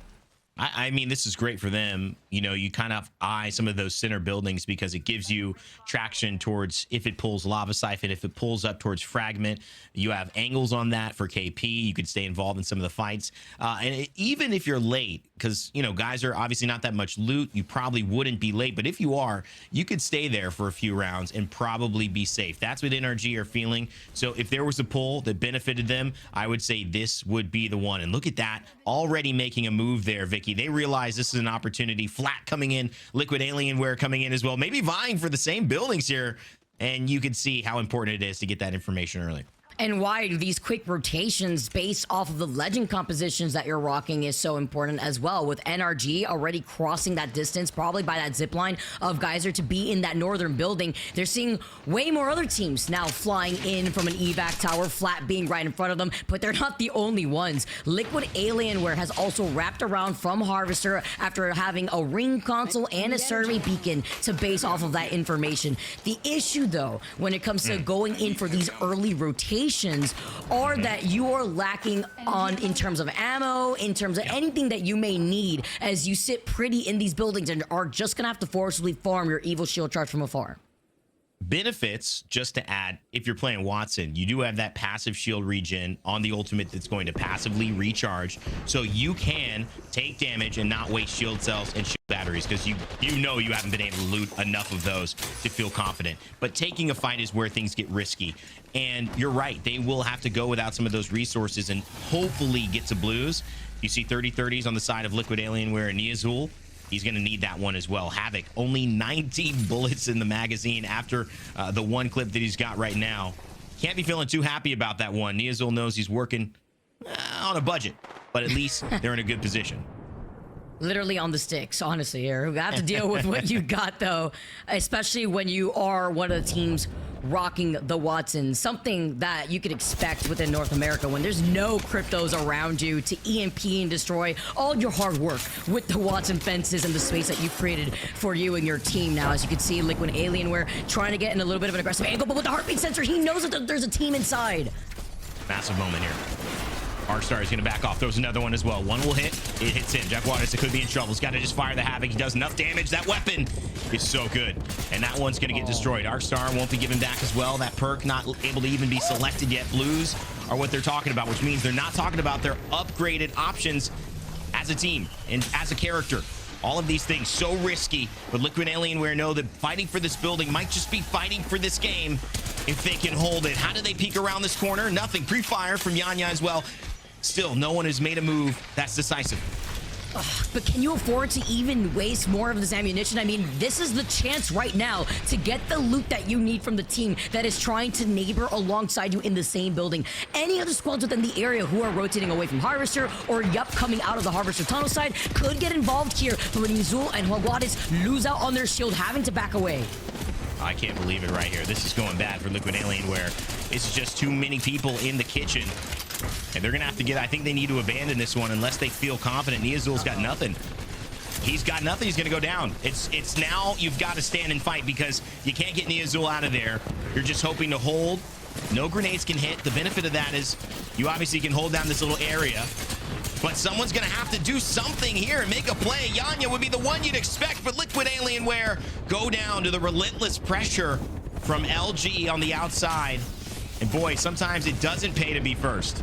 Nope, especially when you just gave up that building for a split second to poke at a team that was already safely inside the opposite building. Now look at this. It was Fluffy Aimers who had forced their way into this building. And then they fluffed up Liquid Alienware before now. Not Moist have moved in to get the beam and the knock on top of it twice, both on Sweet and Funk.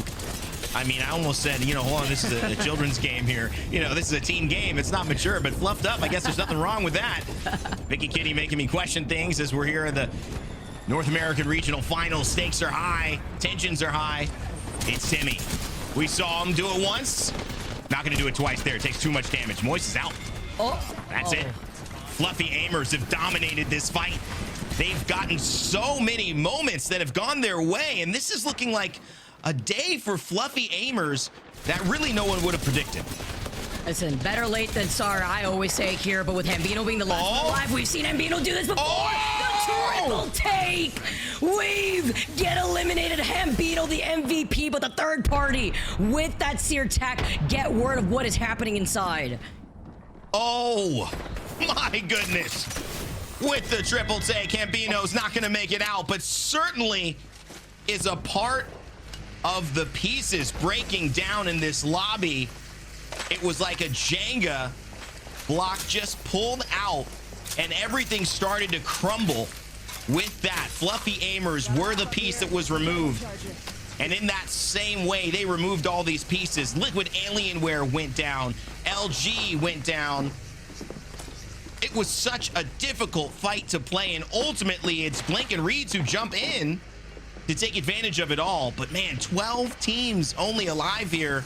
This is one of the faster paced starts to a game that we've seen in North America. It's crazy. Look at the flyby there, too. I like this choice from Oblivion because they were one of the early rotating teams, so they absolutely needed loot. And with the graveyard at their feet, they are going to profit while still leaving one member of Oblivion to hold down that northern building that Space Station is close to. So they're splitting this space to deny the opportunity from other teams that will be getting desperate, like Yup, to then get into that next circle once they see that next circle is pulling in that direction. Considering that there was a ring console over by Harvester, a lot of the squads that are going to be rotating from that western side probably does already have that information, or the teams even looking at Furia, TSM, with Lava Siphon having a survey and a ring console, they're also going to see that it's continuously pulling north. Yeah, as that happens, we've got a juggernaut. I call it the Battle of the North in EMEA. It's a similar thing here. SSG, one of the most gifted individual teams fighting against Team Falcons, would be probably their first fight of the game. They see 12 teams dead. What's been going on? No idea. We've just been running around and looting. That's why we're on purples. First taste of action here for two of our top teams in North America as Falcons try to make it through. Let's listen in and see how Zero directs the squad. Fuckers, like, holy shit. Yeah, one's on the bins. Yeah, two on the bins, I'm pretty sure, too. I don't know if they're playing top right at all. Yeah, there was one there. Repeater. Are they going? No, this should be still One's on the heady here. One's on the heady there. One mid. All three. Yeah, one's still top. 50 on bang. I'm getting queued. Yeah, cracked on. Batting. He's on my left. One bad body. One's here. Yeah. I'm gonna try CC kill. One's on the fence. 40 on him. Yeeting back out. I got fucked. He won. We have to take space. They're on my thing. On my left. Yeah. Slide down to me. Told me something. Okay. I'm here left side. You're back. They bang out to do. I'm playing left side. They're fuse ulting. I'm gonna fuse all, okay? Yep. One on left. Yeah, I'm about 60. Minus 50. They didn't fuse ult. Yeah, that's not good. They're running. Check, running. Wait, shoot the bang. The left bang. Bang. 56 here. I can't see him. Up the cross. Kid. Did he cross? Grab the check. Yeah, I'm taking the truck. They might try regress because they fuse ult. Yep. Can you spell cars cross here? Let's go here. Yeah. They're getting shot at. I hear someone shooting at them, I think. Hand back to FL? There's 3 bodies here. 3 bats. There's 3 bodies here. Yeah, I'm gonna I'm dropping a bat. They're still close, guys, shark. Okay, I'm gonna pick them in a second. Got another one. Yeah, I'm looking. Nice, still fucking. There's a bunch of fucking nades. So there's a bunch of bodies. He's on close. He's on top. I got stuck by fuse queue. No. I have a lot of nades still. Got a fucking lot. I have an old self a bang ult. Okay, I'm 30% off. They're still peeking us. I have 5 sky nades. I think they're gonna try fucking fight us. Okay. I'm gonna grab cells in a second. I think I should get a sub down.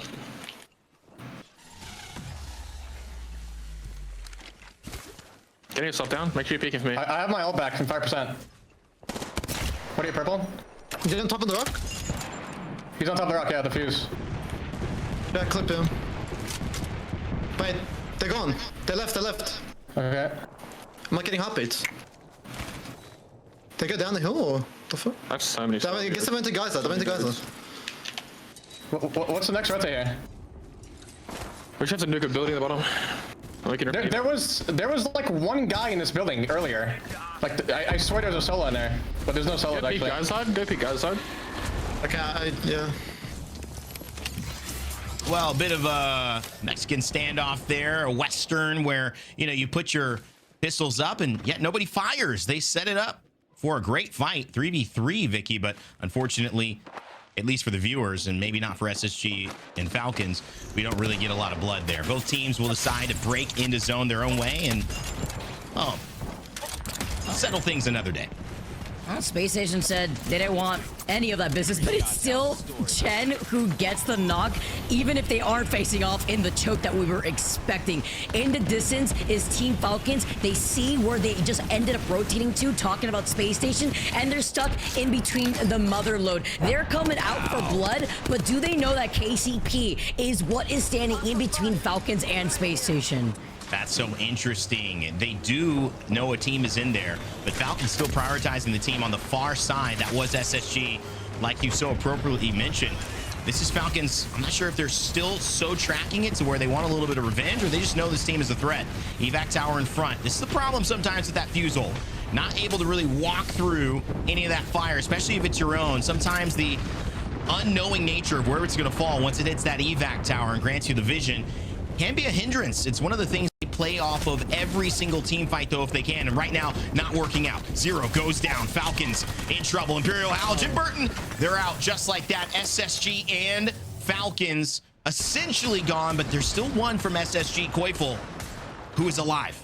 Ain't no way Koi in the crevice was able to absolutely blast Falcons, following up off of the pressure that they had. They originally wanted to take that evac tower out of there. They did not want to try to continue this fight here with the circle closing right behind their back, and they were getting pinged from afar. Exactly how Anmu is, though. The hip fire shots miss out. Koi gets another knock, but fine knocked, comes in to save the day, take care of the problem that was left as a solo from Space Station. Now they will be able to get this res, but look at the charge rifle out in the distance. It is NRG with their POI being at Geyser, who have not left that building that we first saw them rotate to.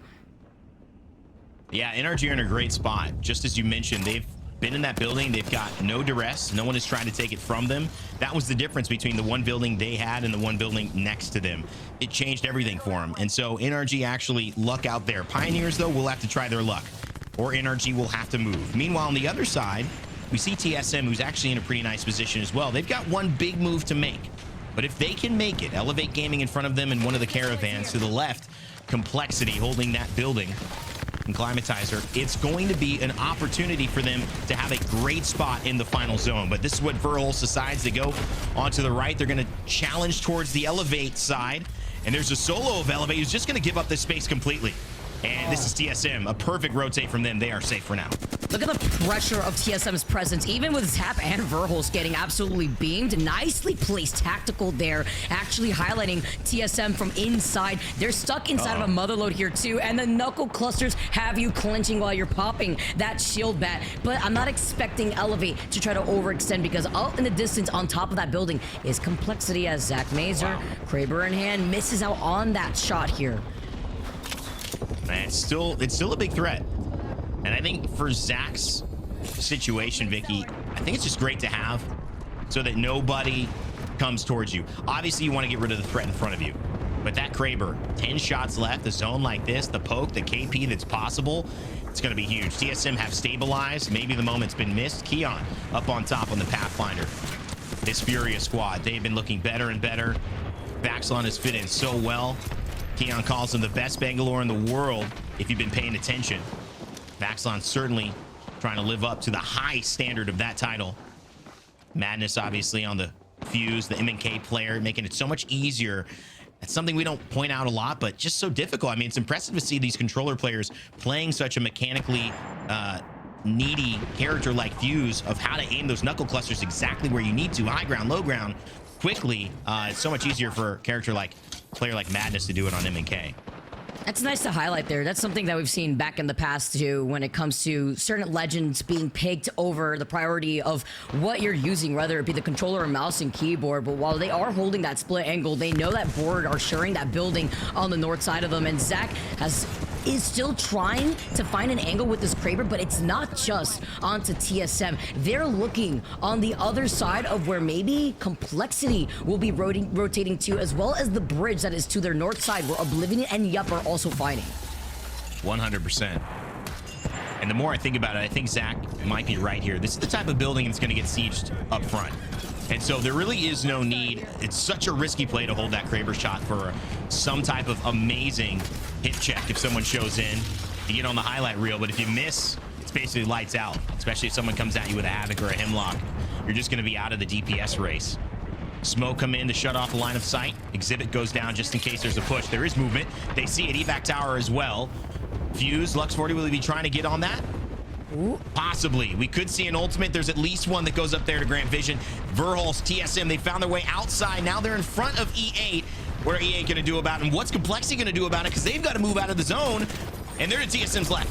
This zone is pulling directly towards the middle. That kind of has both Elevates building in here too, but TSM with reps losing out on his shield. You see Verholz looking like a chameleon, looking in both angles, even through the catwall, but he walks right behind Verholz. He wraps around to try to pinch him, but they are completely disoriented on where this team may have gone. They just wrapped around on the other side of that catwall, further highlighting how important holding that catwall was after the exhibit went down. Ooh. I mean, you're right, Vicky. All those points, so good, and exactly why Catalyst is so powerful, but doesn't mean it's the end of TSM. I mean, is that maybe still a reset opportunity here, because now the catwall's been used. And they're going to try to push, but you're going to push against Big E, the CEO. You know what he does. I called him CEO. Maybe I should have called him, you know, COO. But at this point, he's making a run for the title. What a clutch there. TSM take down Complexity. And they live to fight another day with a top 5. That's Big E doing Big E things here, but as you mentioned, they go down before Complexity come in for the third party, and Oblivion may meet the same fate. NRG now as a duo trying to take these raw hipfire shots on the triple take. All you gotta do is barrel stuff them if you can't see through any of that smoke. And now NRG looking to get the 2P, get the res with nobody to contest them on that low ground or even the high ground here, while EA is fixated on the other fight happening right next to them. Well played. Well played from Elevate. I love just that they committed to the right caravan. They held it. And Zach still has 8 shots in the Kraber, with Luxford and Slayer just being a little more aggressive. 1 shot from Zach, and this should be over. But he smartly goes in with the Havoc. Up close, it's going to be the weapon that you want to use. Waits for the piercing, the Dark Veil to go down. And there's just scans all around. Board, NRG, E8. 3 teams going at it, trying to grab a win. NRG, they are so close. 11 points. We get them to match point, Vicky. If they took down both squads, maybe it's enough. It'll be very, very close, though. NRG certainly hoping they can get over the threshold with a win here. Especially with their low ground position as they make their way up. But whack-a-mole, Zach Mazer finding the jumping Bangalore and the shot with the Kraber, but shooting blinks through that smoke before Elevate wrap around the aggression. 3 squads left, and you know the energy is waiting right around the corner to engage. Nothing bored about it. They are excited. They are at their best. When they are in these moments, NRG have momentum and they keep it up. Another win, another moment for Knock Fun and Reptar. And could they have just put themselves on match point? That was crazy. Remember what we're talking about when it comes to mental and the momentum that we know this team is capable of? Well, Fun just went crazy that game there too. Not only did he clutch up for NRG on the low ground in that fight, he stays alive, gets the reset. He also was able to get 7 KP just himself by the end of that game. But crazy back-to-back from NRG. One on Storm Point to end it with World's Edge right after that. Incredible stuff. And I think you're talking about the right conversation, because we set it up around it's the little things that have gone wrong. It's the day of decisions. It's not the strategy. It's not the macro. It's not the players. We know these players have been so good. Remember, Complexity Reptar and Bloodhound, that was the first time we saw Bloodhound in the ALGS in the same way that we're seeing it now, running at people with Monsoon to his side. I don't know if that was Sinox or Lou. I mean, I don't know who was next to him, Retzi maybe, but whatever it was, there was just such a crew there who was going hard with that character and that aggressiveness. So you know that the skill is there, but finally putting it together, that's got to feel good for NRG. And it's also got to feel like relief for them as a team, that they're finally doing what they should be doing, Vicky, what people expect them to do, taking a little bit of weight off the shoulders as they head into another great performance and maybe just only find themselves a few points away from match point. Maybe they made it. We're going to have to wait to see. That's crazy to say. With the back-to-back win, they've at least were able to get a good amount of KP. I wouldn't be too surprised, Rain Day, but you did highlight something that we know that NRG is capable of, but it was also being on that cusp and feeling that pressure going into regional final day. Again, this is a team that was sitting in 12th place overall, but the way that they played that game on World's Edge, seeing that they landed in Geyser, seeing that they had the ring console, they were able to make a quick rotate, and notice how they did not get overzealous when everybody else was fighting in front of them before they were able to take the dub. And I think that was such a great thing about that cast. When I look back, it was highlighted immediately. Wow, great zone pull for them. Not a lot of work, and they have an opportunity here with the information to be one of the first into the best spots. And that priority spot continued to be where they played from. And as the game lost 8 teams at the outset, I mean, it's not going to tell this whole story. This top 10, some ways the top 10 tells the story. Some ways the bottom 10 tells the story as well. We know NRG did well. Elevate Gaming, Zach, that was amazing. Board and Oblivion, TSM running out our top 5. But I'd love to skip down to 10 through 20 if we can. Because the thing for me is those 8 teams that died really early on, I mean, it was a battle for that location. Look at how many kills and points are distributed amongst these bottom 8 teams. Normally, it's a little bit more spread out, but there was a lot of even distribution because it was just chaos at the beginning. Especially that first building that we saw 3 teams fight for that one building north of Lava Siphon was insane. That's why you saw Liquid Alienware on the bottom end of that overall standings now here too, as NRG Rain Day 2 points away from hitting match point. Not sure I had this as an expectation for today, though. I mean, I think NRG, a good performance is strong, but this type of performance, I mean, leading Falcons by 11 points, and leading the rest of the lobby, the 3rd place team, by 24 points, 2 wins already. This is fantastic. It's phenomenal. And it really is a showcase of how NRG have taken this lobby by storm, and also the quality that is in North America. Genome, I know you've been watching on the sidelines. Your take, NRG, they get 2 wins already. I mean, is this Cybercats all over again? We're going to see NRG close the deal this time around? Oh, God, I hope not. You know, that played with my heart enough to see Cybercats do so well and then not make it through. I mean, NRG are in a better position than they were, right? I mean, NRG, if they can keep this pace up, will just get in regardless because they can actually qualify through points. They don't necessarily have to take that match point win. But damn, if we are getting some, like, vintage NRG right now. I mean, they've kind of gone missing for, I don't know, what is it, like 8 months, something like that now. But, you know, all of a sudden, sudden they're back to that spot where it was like, you know, they kept coming to people being like, hey, we've never finished worse than second in an online league before. And, you know, they need some of that energy if they want to make sure that they don't miss another LAN. Well, we honestly know, you know, the thing we do know is that if NRG bring the energy that they're bringing over these last 2 games, they're going to be successful, whether they are in split or whether they are at LAN. It's the question of, can they do it? All those dynamics, Genome, coming into play. And you know what? I know someone who's been watching as well, who has a chance to chat about some of those dynamics too and talk about the overall scene. It should be the man. Is he in Scotland? Is he doing a kilt race? Is he in London? Where is he at dinner with Hal right now as we speak? I mean, what's going on with this guy? We the people, our ALGS host, the man on the stage, you know, Levels. I'm saying it before you because you always get mad that I do that. What's up, brother? Welcome to the halftime show. How you doing? What's going on, you guys? If there's anybody that can say Levels and I'm going to be happy with, it's you, Rain. It's you, man. Well, I'll say Levels to that one more time as well. Listen, man, I don't know. Before we get on this, where have you been? You've been all over the place on the timeline. I know people just want. Have you been having a fun time? It looks like you've been on vacation or something. Yeah, it's insane. My girlfriend's sister got married in Ireland, so we took a little trip to Europe. Did a little kilt race. It was the Scotland Highland Games, and we got second place, but I should have won, man. Well, that's a good segue into competition for sure, as today has been pretty scintillating as well. I'll just say the obvious thing, and then we'll let Vicky and Genome kind of talk to you as well. NRG, how about it? Is this what you expected? What's your thoughts just after their 2 games that they've won after 3? Yep. I mean, I definitely expected them to do well. They're, you know, 3 phenomenal players, but 2 back-to-back wins, you know, 1 on Stormpoint, 1 on World's Edge. You love to see it. You love to see it, and I'm excited for the boys. I know they're hungry to make it to LAN, make it to Germany, and compete, try to win. I love how the Christmas tree is just tilting even more and more as like the months progress out in the background.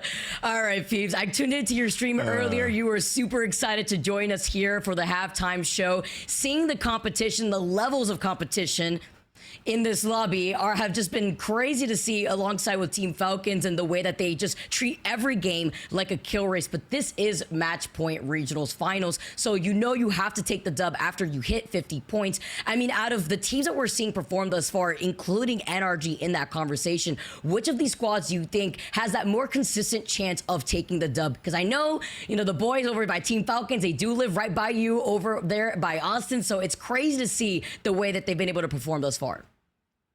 Yeah, I mean, if we got to give it to one team, you got to go Falcons. I was at dinner with Hal last night, and dude, he's hungry. He's hungry. He wants to win. Second place, he's not going to be happy with.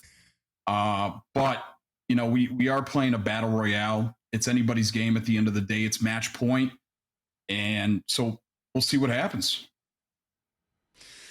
Well, we've had a couple of really fun games so far, peeps. So I'm going to take you through those final circles and get your thoughts on how these played out. Who was, you know, the kind of the keys to victory were for the teams that won our first few matches. Here's this one over near Launchpad, where Falcons went crazy, but they didn't quite get the win. Do you think, is there anything that they could have done to make this better, or was playing for KP the right play? You know, always playing for KP is great, but I would have loved to see a little more patience from Falcons and the boys. They had that team playing in the knockdowns. Could have waited a little bit more, shot a couple knuckle clusters, got the kill, you know, a little more cleanly. But second place with the amount of kills that they got, I think they got, what, 24 points from that? Phenomenal game. Phenomenal. Yeah. It was pretty nuts, and I don't know, maybe Hal's just too hungry to, you know, keep pushing his way up that kill leaderboard. But here we go into the second game, where NRG had this stranglehold on that middle building. Yep. Well, you know, this is perfect Apex here. Just absolute patience coming out from the boys at NRG, and sometimes doing less is doing more. And you saw it perfectly here, and you're going to see it in the third game. In their second win as well. Just playing patient, waiting for the moment to strike, and And jamming out. It's picture Jamming perfect. out and having a good time at the end. Absolutely love that jamming emote out. there. And I will say one thing to start off this final circle. We have not seen a final circle in this area, in this exact area with the bridge, in so long. And I miss these random circles.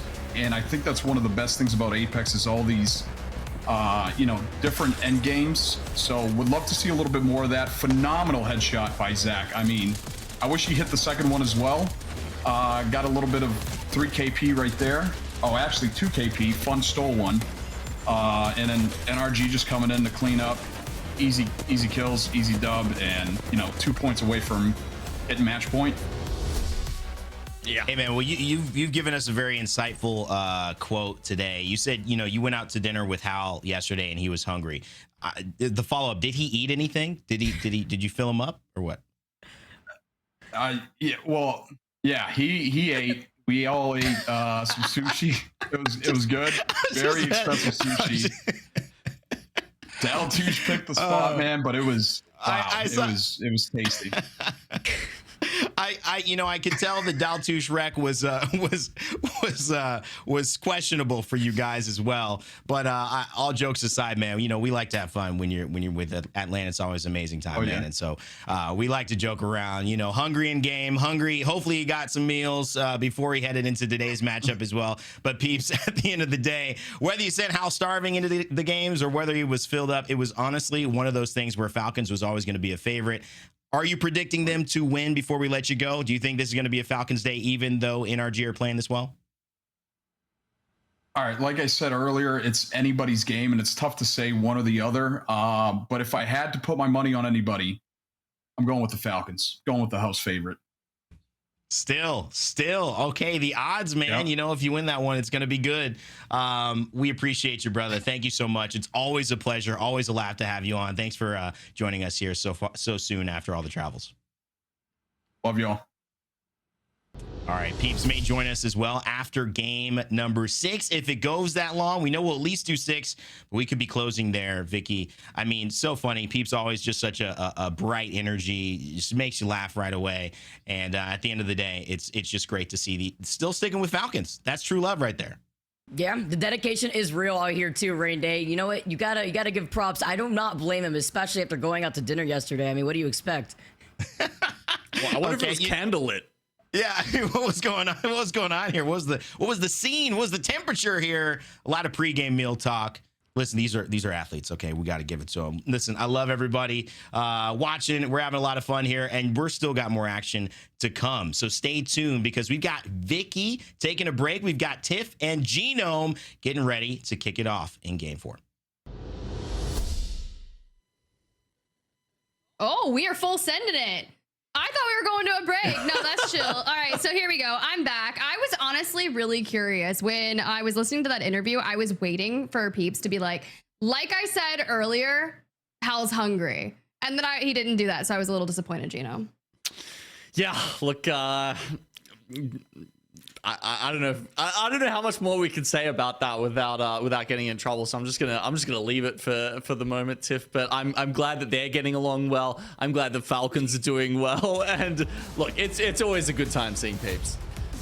Nah, it really is. But for NRG kind of rolling off this back-to-back win, not only done that on Storm Point, but they get a win on World's Edge, which is very characteristic of what we saw in the EMEA region earlier. Only over there, it was Cybercats, right? And they were on a different page. They needed a must-win situation. So as we move into this second map on World's Edge, and we've been seeing a lot of zones that have been different from what we've been witnessing. And a lot of that, I like to think, is from the mid-season patch. But maybe you're at home, you're logged in, you're looking for watch parties, or you want to host one of your own, be sure to check out Face It Watch. It's the official multi-view streaming platform for the Apex Legends Global Series. And honestly, one of my favorite things about it is the map view, Genome. It is just so stellar to be able to help with the way that you choose to watch Apex, because the map view just really shows a lot of rotations and great ways to review things. Oh yeah, it's a completely different experience when you have that context and that information that the map view provides you. I mean, we couldn't do our job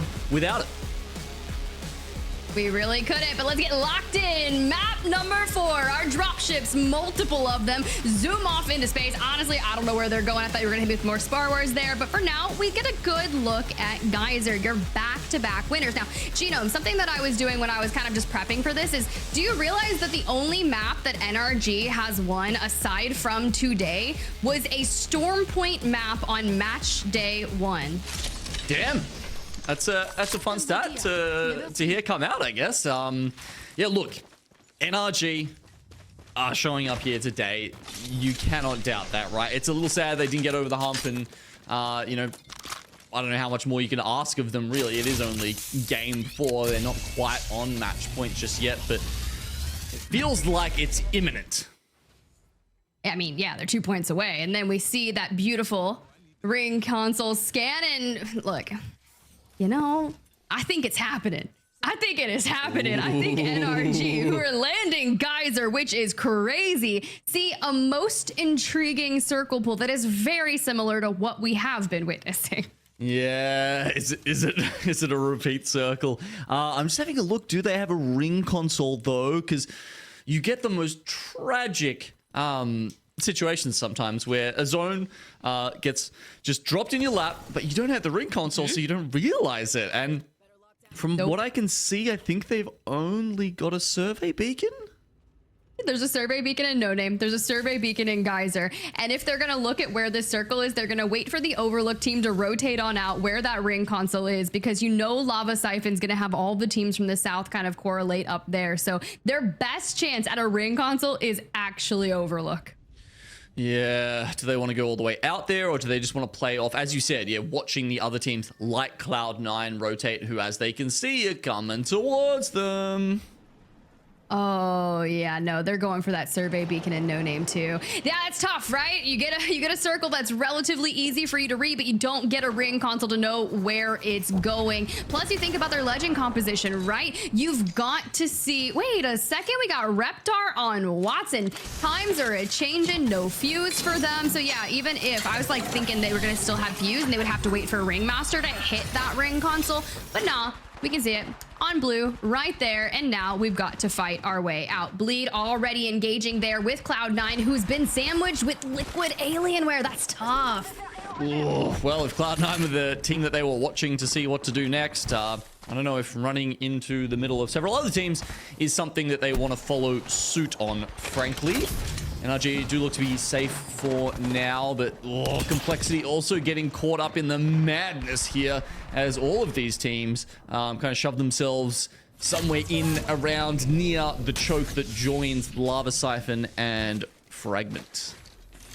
Well, at least Bleed does have that ring console that is going to give them the information, and they seem to be wanting to play from one of the southern buildings in Fragment East. So if we are going to expect to pull back to Frag, which is a really good gamble for it, but I also like maybe playing towards... Yeah, it's tough. Think of all the choke areas coming out of Geyser, and then you have to deal with the Lava Siphon teams. I think this might be the better play, especially for Bleed that needs eliminations, right? They've only been able to accumulate 10 points throughout. So keeping that north, the Watson's already got the Jenny down. We rip the shields right off them, but Smoke and Disengage to get back to the team. Oh, doesn't pop the bat first. That's a risky play, but it does pay off. Gets there just in time. Another bullet or two, and it could have been a different story, but Bleed for now get a chance to move their way further up. As you say, hasn't been a super inspiring performance from the team just yet. It definitely hasn't. As we keep an eye out, the big mod squad doesn't get a ring console. That one's also going to be in stacks. So Temper takes a very large rotation over towards that Overlook side of things. For the teams that have made it into Lava Siphon, you've got KCP, and then across the way, you've got the board roster on 19 points, 8th place for the day, which honestly is pretty stellar considering they were in 14th place. However, if you want to break into that top 12, we're going to need to perform exceptional considering the teams that are just above you, such as NRG in that 12th place spot when we came into today, had already thrown down 2 back-to-back match wins. Yeah, incredible start for them, but I don't know. I'm a little bit superstitious about this kind of stuff, and I think like you have a certain amount of match wins that you get to use on a match point day, and if like Cybercats, you just like you press that button too early, they're gone. You don't get them back. That's my deeply held belief. I also believe that as well, so that's what makes me nervous, right? I would have rather them gotten second place throughout, but Furia, speaking of second places, notorious for that, Keon goes down, now looking to get that res as Vax is gatekeeping here on the zip, not wanting to let anyone come on up the top. They get Keon back on their feet, the exhibit's out, and we zip through. That is going to be tough. And look at all the abilities that came through from that. They played that so well. I mean, just the shuffling the duties there for the team in terms of smoking it off at the right time, having someone to cover while you res, looking at the zip line. That was really well done. Loved that reset by Furia. Well, yeah, because Pioneers were looking for a third party, and now all they're paying attention to is going to be that board roster and not Furia. Like, that was honestly coming down to like tenths of seconds on that retreat from Furia to move in towards that building. So love to see that for them. For Bleed Esports, who are still kind of out here on this northern side, it looks like we're electing to leave Fragment and kind of wrap down towards Vault Tunnel. Yeah, they've got... what is that? The one remaining member of Temper, and they can see just getting a couple of flash shots into them as well. Bleed are on the chase. Ooh, yeah, honestly. Look, clear it out, and then maybe rotate back around, pop up to the surface, and then just make sure that no one rotates in behind you. Or be like knocked and run face first into a frag. Ah, that's fine. He can... As long as he's going in as the second man, should be okay, despite taking quite a bit of damage from that one. This is Mal. The Temper player here has gotten out so far, but finally, yep, is going to meet his end. It's just inevitable. You can only delay it for so long. The Bleed roster now kind of separated a bit. Shubi probably holding down, looking for information. Would love to see where that third zone is going to start pulling. But for now, you have to deal with the Fluffy Aimers who are out there on the western side of that next zone, who are trying to stave off against Weave. Now, this is where it's great because you've got Presley there kind of out there with the Watson fences that are so far forward. Even though they've motherload, they've hit the focus of attention. That's going to be the biggest thorn towards their side is anyone that is coming out of that choke underneath them. Whoa, Hamburino just grapples out in time. Of course, that is how you know you're in the North American region, because we've got Hambino, as opposed to, of course, that's how you know you're in EMEA, because you've got Bambino. True. That is true. I do love all of those names. They're so solid, but for the Falcons, guys, right? Okay, now they scored so many points over on Storm Point, but have been getting cut down on World's Edge. If you are 11 points from that 50-point threshold, I need to see one of the best World's Edge games of the day from them. However, not too good. Don't know how to win just yet, because obviously, Genome says there's only so many of those to go around. Oof, and yeah, as you were saying, you know, I'd rather the NRG would have got second. I mean, the match point specialist Falcon, they did it. They took out a second in the first game, right? They're playing by that playbook. Honestly, they could just go back to back to back to back and just end it. That would be crazy. We've seen it done before. However, not by NRG. Moist did it in Apex South. Yup. We've had it done on land too. It was crazy. I heard a team like TSM or something did that. Incredible, these teams. And Zero actually gonna go down first. Not great. Means that there's no smoke available for them to try and pull off a reset, though.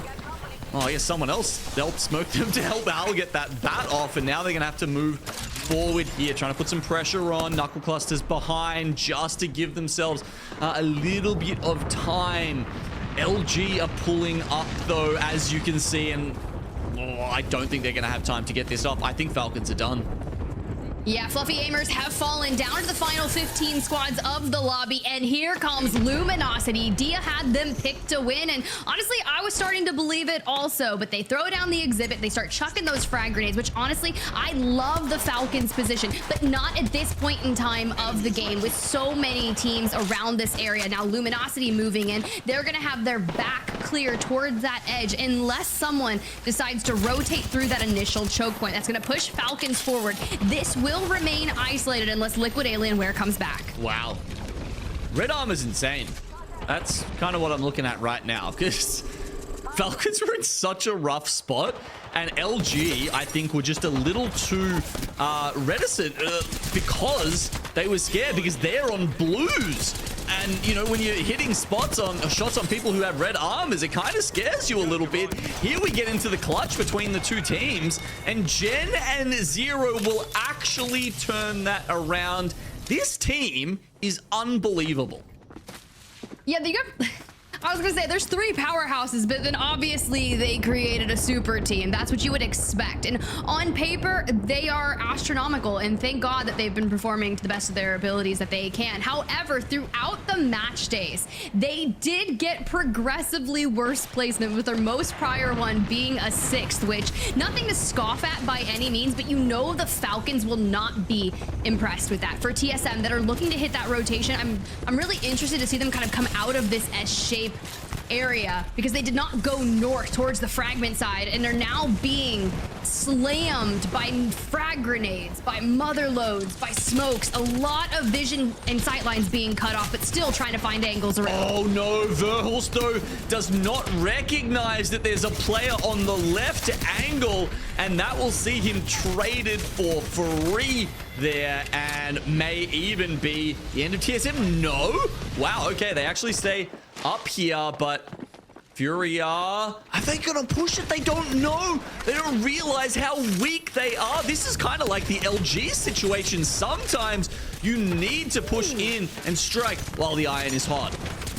Well, this is what Keon was saying on the last broadcast about what playing Pathfinder brought to Furia and brought to their team dynamics. It allows Keon to get extensions out like that and just make angles, make plays, free up them for space. They do send Vaxlon on alongside of him, where Madness has found himself in the building, still looking for information and focusing on the calls. For NRG, right, starting in Geyser, they rotate out through the tunnel, hit No Name, and then they navigate themselves back to this choke point where they've been since the dawn of time. And how no one has chowed them here is kind of crazy, but I'd have to imagine it's because of Reptar's presence with the fences.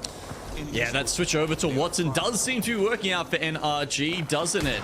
Because you got to note, they're up to 50 match point. NRG are now match point eligible, not during this game, but from match 5 onwards. I mean, it reminds me of the days when they played Loba on Storm Point. They, you know, I feel like you can do a similar sort of thing with Watson. It is not a playstyle that is that far removed.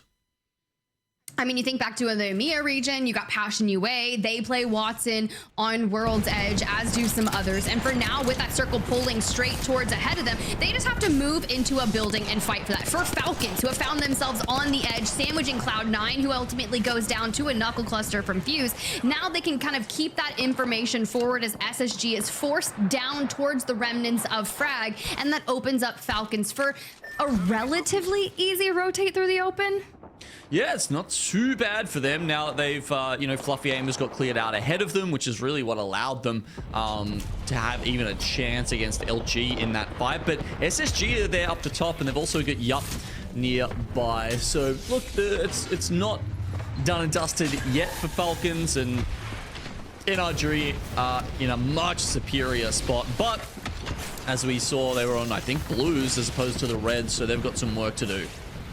Yeah, haven't been fighting too much, but for Furia, they've been fighting a lot. 5 eliminations so far for match number 4, but this is turning into like an ultimate standoff with them and the team just ahead. You can see that Exhibit has done what they wanted it to do. Oblivion throws that out. However, Furia's just like, fine, I'll wait.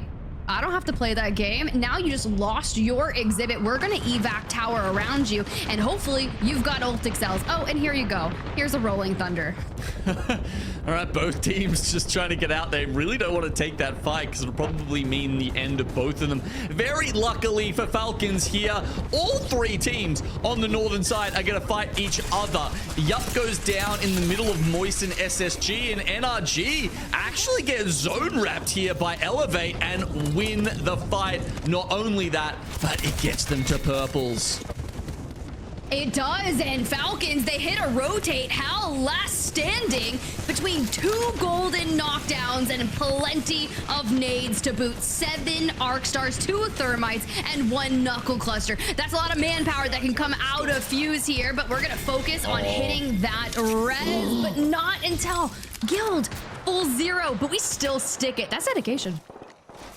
They get 1 back up. Will this be enough for Falcons? Honestly, for them, job is done. 53 points. Falcons will join NRG on match point from our map 5 here. So, look, I mean, they almost made it in here safe, but unfortunately, some very good shots coming out from Moist on the tail end of their fight up north will make it a little bit harder for Falcons to get anything done here. And I think yeah, he's going to go down. Well, there's that luck you were asking for. Liquid Alienware deals the finishing blow to Falcons. And before the res comes through, we're looking for a spot to place our Jenny, because here comes Not Moist, NRG chomping at the bits to also move into it. Fun FPS kind of left behind there just with some cover to watch out and make sure that Not Moist can't push up that route. And 30-30 I hear, that's going to be brilliant for that mid-range. Walty's got to be careful. Ooh, potentially a res coming in here. Yes, Team Liquid get it off just in time. And NRG don't look so good on the front end of this fight. Moist, they have a spot right next to the end of this circle, but I mean, there's trades going on, and that means they should get involved. I'm not gonna lie, I love the ability to weave those fences together, but unfortunately, Fun knocked down. Reptar last standing, Not Moist coming in, swinging. We jump around the fence line, we deal the finishing blow, and we take map number 4.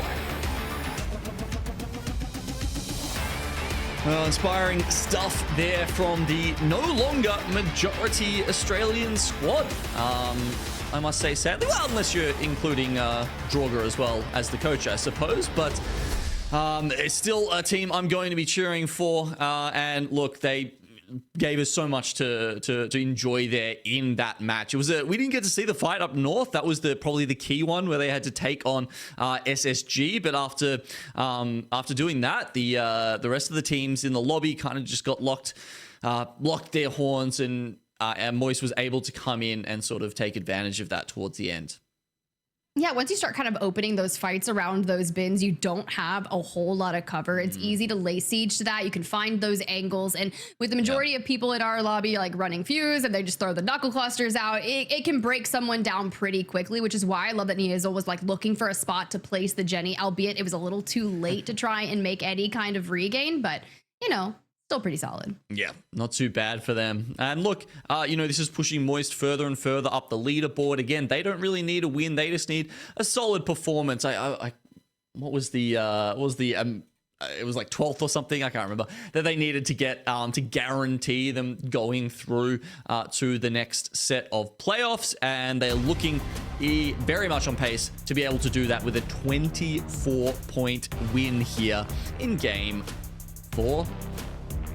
Wow, Walty gets his power back and then throws down in game. That's crazy to put a 24-point game down. NRG, although they went the distance, they got 12 points. They're on match point, and they did not win the game. Same can go for Falcons, who also hit that 50-point threshold. Let's go ahead and jump on over to that second page. TSM, Pioneers, Bleed. A lot of these teams that were looking for early rotates just unfortunately could not get it done. Specifically, Luminosity, right? They take that fight against Falcons, which would have been a solid position.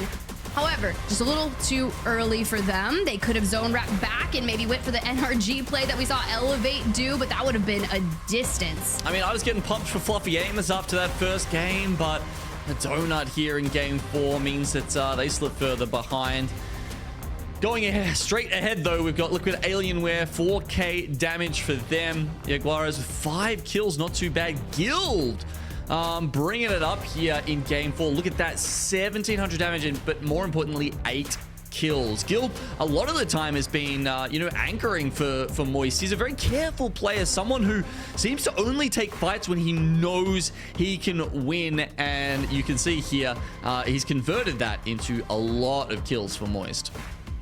Yeah, that's pretty wild. Let's go ahead and look at the series results as NRG 25 eliminations on the day, 60 total points. Team Falcons join them on match point. And now you got to think about it this way, Genome, because we just wrapped up 2 World's Edge and we're moving on to Storm Point, where they've had the majority of their wins throughout Split 2. So keep eyes on them. Not Moist, SSG kind of, and Cloud9 wrapping up the top 5. But Genome, is there anything in particular that you want to call out that you're just like, I think that they could be doing more by now? Well, look, for the top two teams, certainly not that much, Tiff. They are having a phenomenal start to the day. To reach match point after 4 games is a great effort for anybody. And honestly, with how hot those 2 teams are looking, there's a couple of others who certainly could come up there off the back of it, but I don't think anyone would be surprised if Falcons finish this before before regulation time in Game 6, essentially. Ooh, so you're throwing your predictions out there. Technically, you're thinking that the Falcons are gonna take it? Yeah. Yep. I'm staring at you. Let's go. Falcons in 6.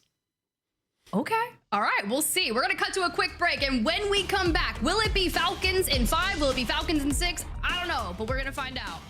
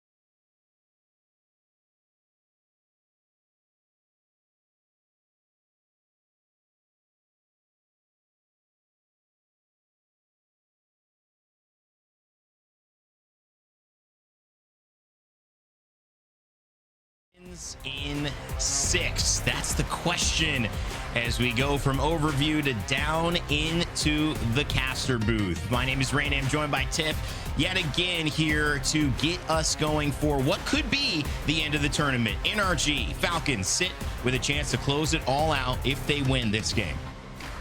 I mean, it would be really wild if NRG just kind of finish it here and now, because they would have won 3 out of the 5 games to do that. Well, I actually think, Tiff, when you look at it, 3 out of the 5 games is what they would have done.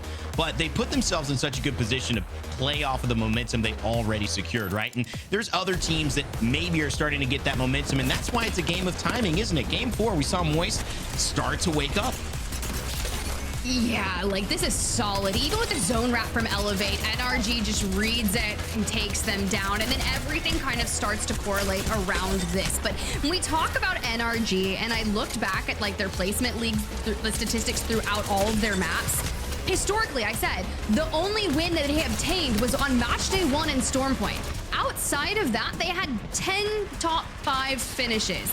And for them to not only get second place in that map just recently, like, I'm just like, what is happening? Definitely, it's just the talent in this league is so important to highlight again and again and again, because it's not like all these other leagues aren't talented, but in this way where you point out, well, this is such a dangerous 3v3 fighting team. Well, this is such a dangerous 3v3 fighting team. Well, this is such a dangerous 3v3 fighting team. We could be talking about Not Moist. We could be talking about SSG. We could be talking about Falcons. We could be talking about NRG. You look at all of these teams, and there's just so much lethality to it, which means it's going to be about who executes, who puts themselves in a position to be lethal at the right time.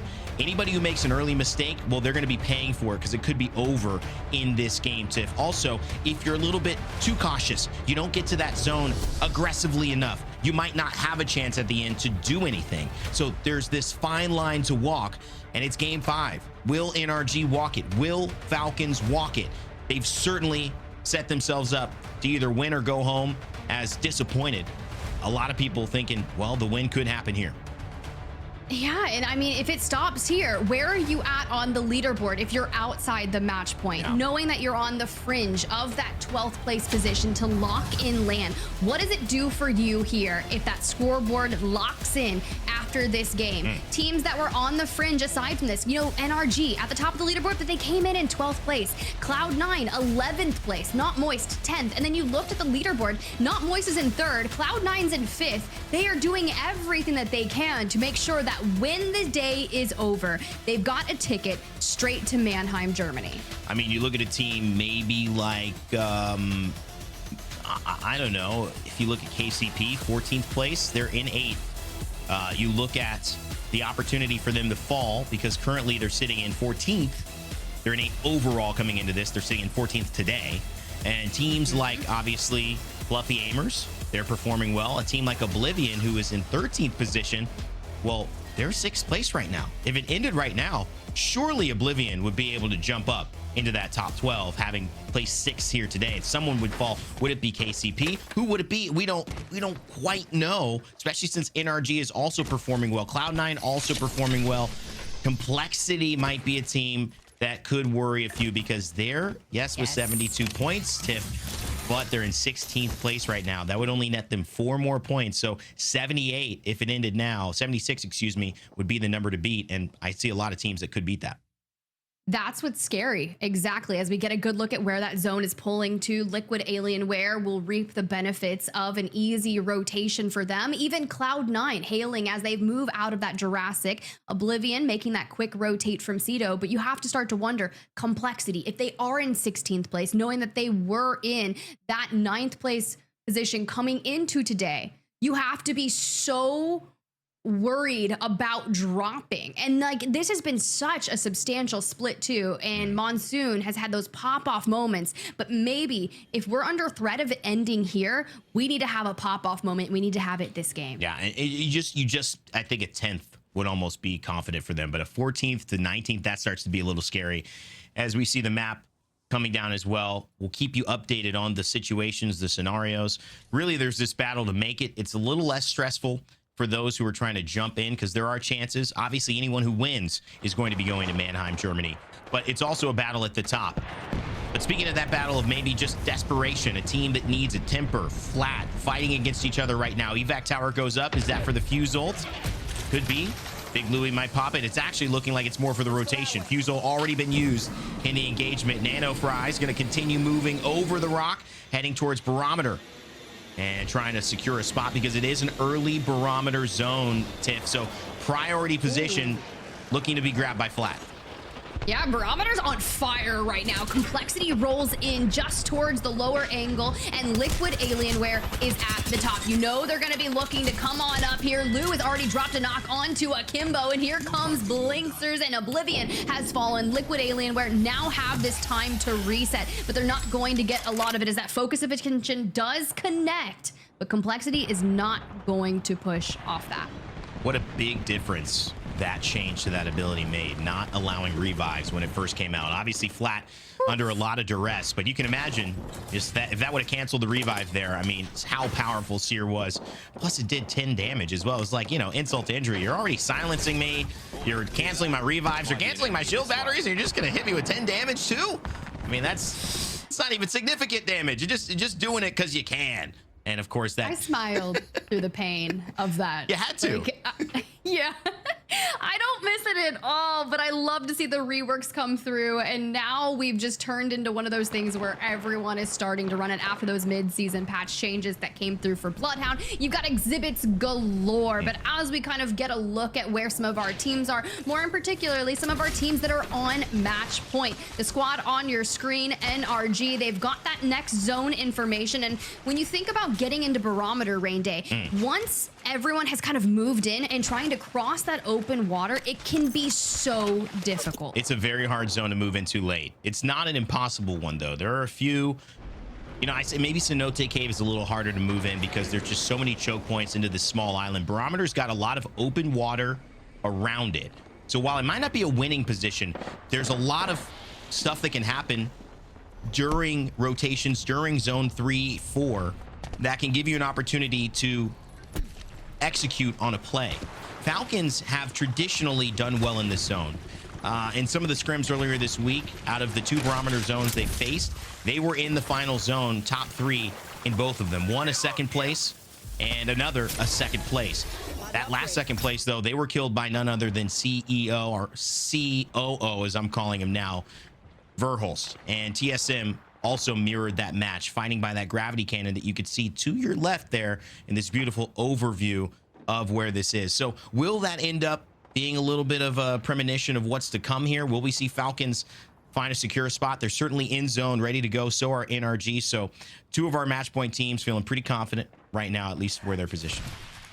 Look, I've seen Hal and them win a zone from this particular area, especially around that bamboo. It ended in the water. There was like a rock, and it was DZ versus TSM at that point. So we'll be curious to see now that we've got them under the helm of the Falcons, if they can actually take a win, if it does tend to pull out towards that side of things. For NRG, we've still got them working towards this spider cave out towards the west of Barometer, neighboring Cenote. And I like this rotation for them. It allows them to make sure they're on blue. They get some of that smart loot. We've got utility. We've got our ults up.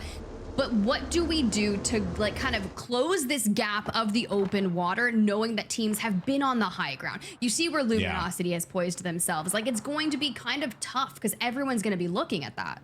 Well, they're actually going to get some information. This is a great note. NRG are running into the zone to scan the ring.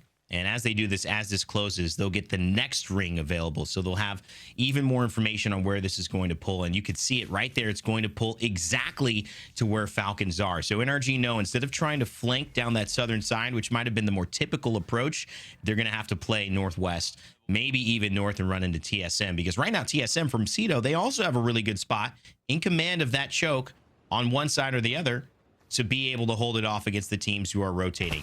But as we mentioned, NRG gathering information, let's see what they say to each other about that information they've just gathered and how they're going to make use of it. Can we play that island early, like the rock island? Let's check out or not. I've seen people do it, but I'm not sure. Balloon east. We're not Watson. What? Yeah, balloon on the bridge. Wait, they're taking it. Wait, why? Let him go. Let him go. No. I hit 50 blue. Yeah, they know we're behind us now. Are we? Yeah. We have to kind of force them out. We should go from spider side in, I think. We can go. We can play this way. Play this way. Okay, I was gonna say we can play nut in after. Yeah. Not great, but I'm down, I guess. They're in nut. We need to take bridge then. We need to take bridge. Yep, heard. I'm full forcing it. Yep. Grab the car if you can and move it in. Fun. Yep. You got it. I'm gonna sell and grab it. There is a team north, by the way, from Cedo side, so we have to be careful with that. Yeah, we have to hold off for northwest, yeah. Yep, I'm watching south. Okay, I need to try to do nice. I need to try to do damage and get my purple. I got my purple. Nice, I'm 200 off. Fun, so. Can you watch northwest? I'm 80 off. Yeah. I'm in charge up, so I'm both of you watch northwest, I think. I need to do 80 damage. Okay, fine. I'll watch northwest then. If I can get purple before those guys move in, that'd be big. Yep. We just need to know if they're straight lining us, by the way. Like, this team, they're not really comfy. Yeah, they're not. We have to be careful of west, though. Fun. Like, both me and you watch it, please. Yeah, I got rid of their doors. Okay.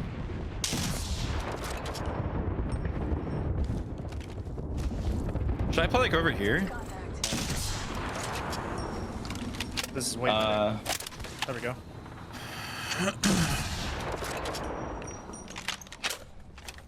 Cannon. I have to watch West though.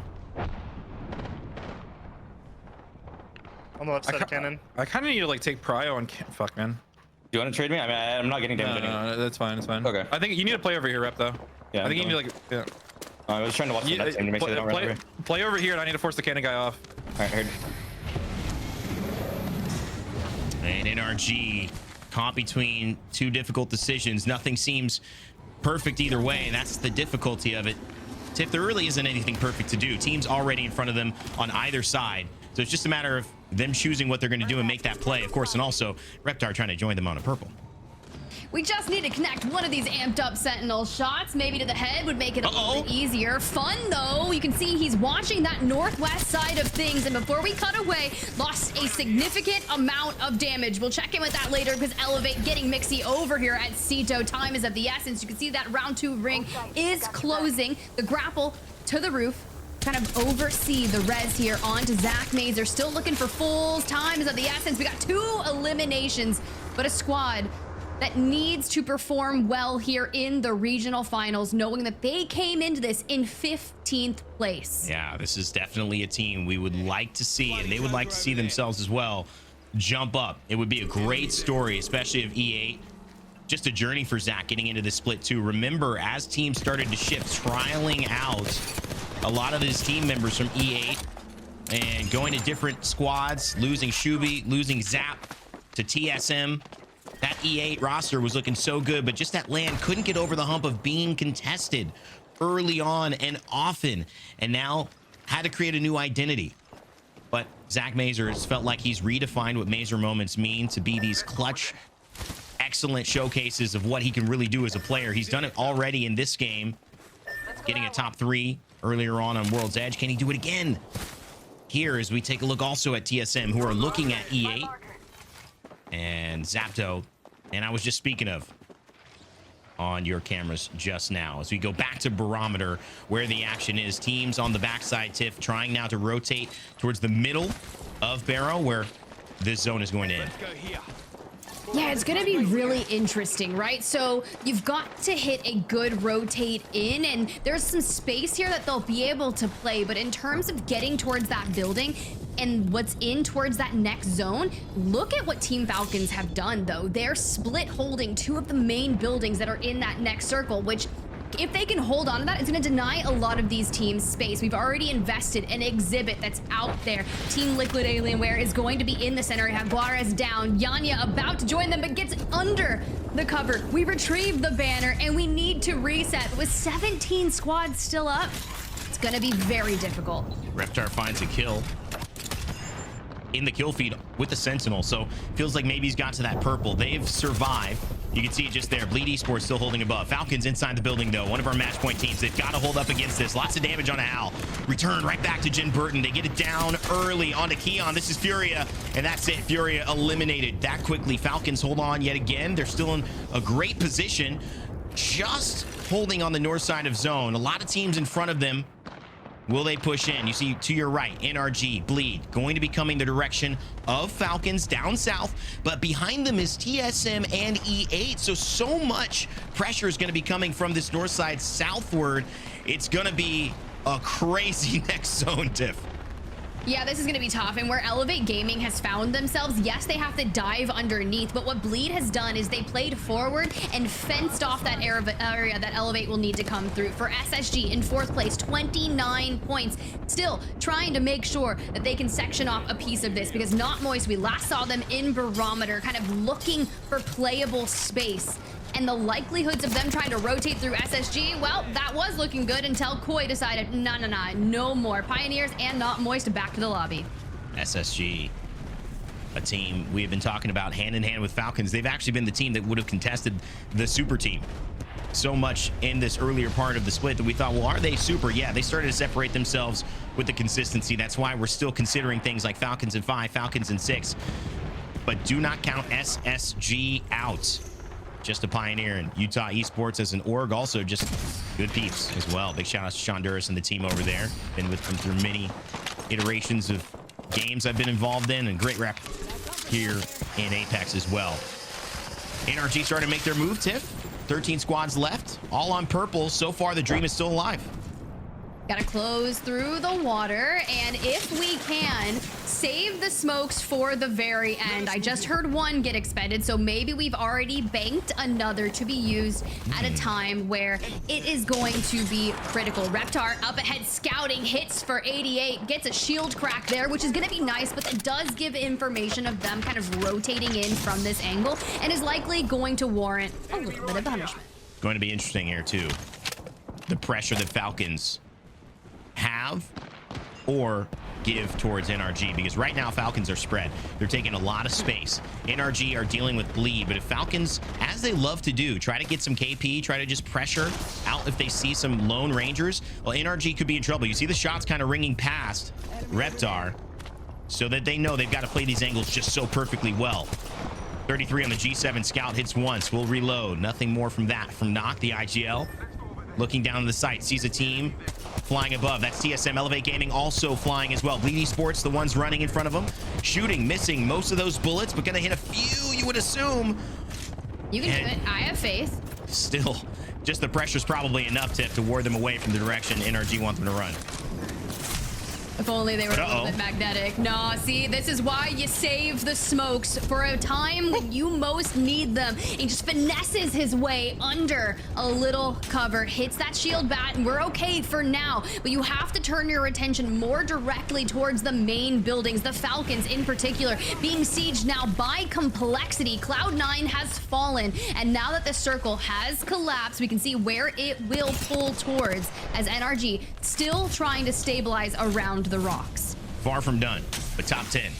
You got to feel happy about that. You've given yourself a chance. Two teams that are on match point, still alive in this one. Fun, taking more damage. Knock rotating yet again, saying, let's play here on me. The Fuse ultimate goes up, shield battery as well. Who's looking out for him? It looks like Reptar's maybe having a peek. Knock only that left. Bleed still mirroring them on the northern side. Falcons, the best thing that happened was Complexity started trying to get maybe a little bit of that space. And so Falcons could not look at NRG as they rotated. But keep in mind, LG was that team who was throwing nades and from the south making it difficult. Let's go up on top with Falcons, though. Tiff, as they are in the middle of a firefight and trying desperately to stay alive, Jim Burton's lost all his shield. Well, you gotta remember, they were split holding this, and then TSM flew in, ripped one of the buildings from them, and now Bleed Esports is looking to make a play for this. TSM is just holding on to a mere amount of space onto this right side, but the Falcons have regained control of what is the priority building. For NRG, it's going to open the door under all of the chaos for them to just kind of move right in, but job's not done because they're still on the outskirts. LG Liquid Alienware also alive. Yup, as well alive. A team that desperately wants to win this thing to have a chance to continue their dream of getting to Germany, but they would have to win. You would almost assume a second place might be enough, but that would mean that the day doesn't end right here. We will play 6 games, but a winner can be decided here in 5. With NRG still alive as well. Fun FPS on the Fuse, staring down in the building across. It's none other than Falcons, who that knuckle cluster is hitting. But underneath, Complexity, underneath, yup, and LG all to the side. What role will they have to play here? Well, you're gonna see it right here. Oh my goodness, Bleed. Drop goes down, Lou finds one. NRG, Fun, looks like he's gonna fall. He's got nothing. He's got nothing, he's still alive. A shield swap as well. Somehow NRG is here. They're still fighting for their lives, but surely, yes, surely they will go down. They just all drop on them. Falcons, red shields up on top, ignored by absolutely everyone because they're just focusing on that position and denying anyone from rotating into that building. You do see luminosity across the way, which could be really interesting. And yes, that was tough. That was a heartbreak right there. I'm not gonna lie for NRG. Falcons in the same building they were in at the beginning. This team was called a super team because they risked it all. Hal left the dynasty of TSM. Zero and Jin Burton left Dark Zero and the most dominant group performance we had ever seen in LA just a few months back. And they joined up. They created a lot of people who were against them. A lot of people would be happy if they didn't do this one. But I'm sure those 3 players who believed in themselves above all else would be happy because the only thing they care about is a win as Sykes goes down. Jim Burton Burton picks him off as he's treading water, and now Sweet has a chance to try to get him back. Falcons on reds, 4 squads left with a chance to win it. All right, well, let's full send it. Keep your eyes on Luminosity, though, as they've already sent 1 player over. The rest have joined. 1 solo Yup member left standing. The focus of a contention. It goes on out, and now Luminosity is just down there in the NRG death zone. Complexity has fallen. We're on 10 for Luminosity, though. Imperial Hal finds 1. Yup eliminated. Could this be it? It's 2 squads left. It's just Jin Burton, 0, and Imperial Hal against the world. The Falcons, they look like they've done it. And they have. The super team claims the win. They are on top of the ALGS, as they told you they would be. It is manifest destiny for Falcons. That's great. Yeah, the Falcons! Woo! I'm so sorry. I'm thinking back to the predictions that all of our talent team did at the top of the show, and they're like, you know, to no surprise ever, I've got Falcons. And then Genome, you know, we just cast the last game, and he's like, I got Falcons in 6. And then I see one message pop up. I misspoke. Yeah. I meant Falcons in 5. I mean, I got to say, the moment here is not to be passed over. Because whether you're watching right now on Hal's stream, whether you're watching on Zero stream or Jin Burton stream, or you're watching on any watch party, you're watching here in the commentary, the impact of the statement that's just been made here. Obviously, Germany is maybe the big show we're going to really count. But the statement made here has just been one of confidence I have almost not really seen in a lot of professional aspects. These guys said, we are the best. We have no doubt that we can throw everything away, start again, and still be the best. And they did it. And they did it in a way that it's just been undeniable all season long. There's a reason they were the winners. It's a testament to that level of confidence, Tiff. And even if you're overconfident, sometimes it's a good thing in these types of situations, because results are really, sometimes you have to just believe in yourself when nobody else does. Everyone believes in them. At least for the majority of people that I know, there's a lot of people that do believe in the Falcons. However, a lot of people do like to hate super teams. They do like to think on that. But at the end of the day, everything that you just said is so accurate. Those boys put in so much time, so much effort. Zero's now streaming, doing VOD reviews after ALGS days and doing all these different things. We already know how many hours Hal in particular has put into this game. And then Jen Burton, locking into the Seer and just playing it extraordinarily. They deserve that for sure. However, I want to chat about NRG coming into this as we pull up the match results, because NRG were also on match point. And throughout leading up to regional finals, right? They had some of the most tough performances out of that entire roster to rebound back. And yes, they left in 5th place here, and that's okay. But it's still enough to secure them, hopefully, to Germany. You will have to see as we take a look at the way things have ended after 5. We will play 6. And for those who are wondering, we need 6 for the rest of the teams to decide where they stand and qualify for heading into Germany. They still give overall season points, the positions after 6 for this, but we will not play one more. And I think just to add to that Team Falcons statement, you know, obviously you put 3 of the best, most history, most land-winning players on the same team. You know, you expect to win, but that's 1 out of 19, Tiff. And to be so good, to guarantee in a level of players at this level, to say, yeah, of course we're going to be 1 out of 20. We're going to be lifting that trophy. Any other position is a failure for them. So to actually get that first place, talk that talk, walk that walk, that's still impressive, no matter, in my opinion, how many people know how good of a team this is, because you look at how well NRG are playing, you look at the quality of teams here. I mean, anybody can win. We know the professional caliber here, but yeah, it was truly just Falcons all split too long. I think people probably better get used to this team staying. You really do. I feel like I've been saying Falcons so much in general over the past 2 months, not only in Apex Legends. I have just been watching Team Falcons in general just dominate whatever they set their sights to. So to end it here in 5 maps, phenomenal stuff here. It just is so amazing, you know, what can happen in the ALGS match point format. Always exhilarating. And guess what? If you want to see more of it, well, I know the exact spot for you. Mannheim, Germany. Falcons booked their ticket. We already know who will be the other 11 teams joining them. Well, let's check out the event that you should be excited about watching in August.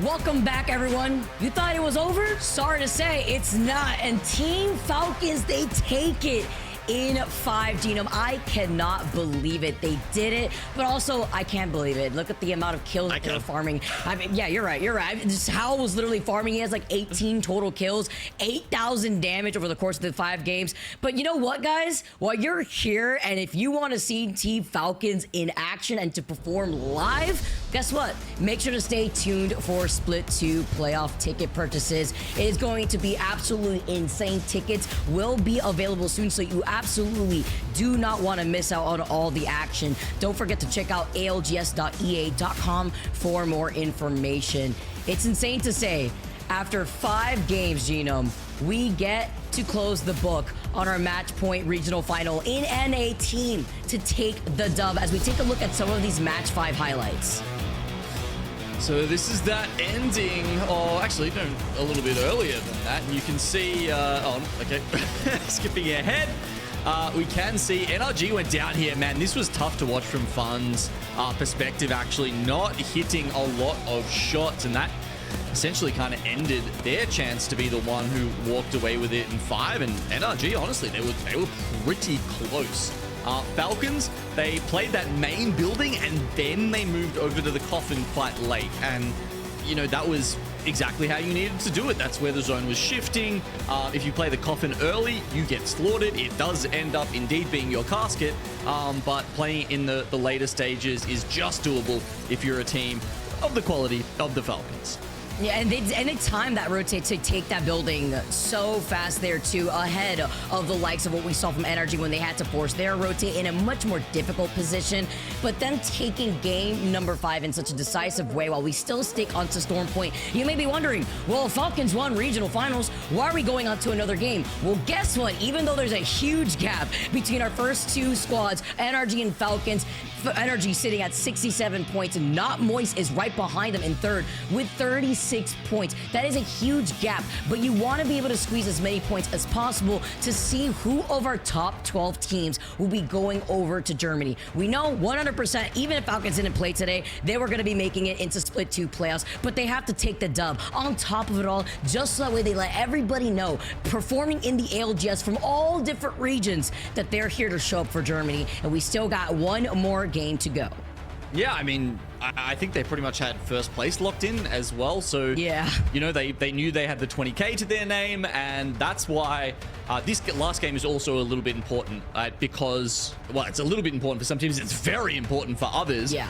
Some teams are just playing for placement within our Pro League split in North America. It'll change their placement. It'll change their seed for LAN. It'll change how much money they win from the Pro League split. But of course, that ever-present thing that we're keeping our eyes on is who makes it into the top 12 for the NA region. Now we know that Falcons have locked in number 1. No one else is getting a golden ticket. So it really just is up to the overall standings and making your way into that top 12. Look at this ghost town. Where'd Falcons go? Oh, that's right. They won, so they're not even here at their POIs. The checkpoint is completely empty. Falcons will not be playing in this 6th game, so we will have 19 squads in this lobby. But I love how you highlight the monetary stakes at hand here, Gino, because like you said, no one else is going to be claiming that first place spot, obviously. That's $20,000 going in favor for Team Falcons. It is a $125,000 prize pool that is spread out between our competitors. Obviously, our top 12 looking at 12th place, all the way from 10th to 12th place, walking away with 3K. 9th place will be having 4K, as well as 8th place here. But in that first, all the way down to 4th place will be walking away with 9K. So being able to get these extra points for this final game is going to mean a lot here for the teams that aren't even going to be playing for placement per se, maybe playing as a kill race to get as much KP as possible, maybe deny that from other squads, like if you look at NRG or our teams that are sitting right there on the cusp of our top 12 from being able to qualify or from being able to place into the money even further. Oh, we're so on the same wavelength, Vicky. I was just about to start talking. Yeah, it's like, you know, what is going to happen in this last game? It's going to be a little bit crazy because usually in match point, there's always this tension, right? That the game could keep going. We just need to play for the win. We need to play to, you know, to keep things trucking on. But this time, because Falcons are just too damn good, the rest of the lobby knows this is their last chance to get points. If you're slightly ahead of a rival who you need to, you know, finish ahead of in the Pro League split, maybe you just like full send it at them because you know if you win that 3v3, that's it, that's done. You know, maybe you can lock in a higher placement in the split than them. There's a lot of funky things that can happen here because, you know, Falcons might be locked in for LAN for sure, but there's a lot of other teams that are as well, and who knows what kind of chaos they're going to cause here. Exactly, and that's why you could probably see some funky things that may go down in this lobby here.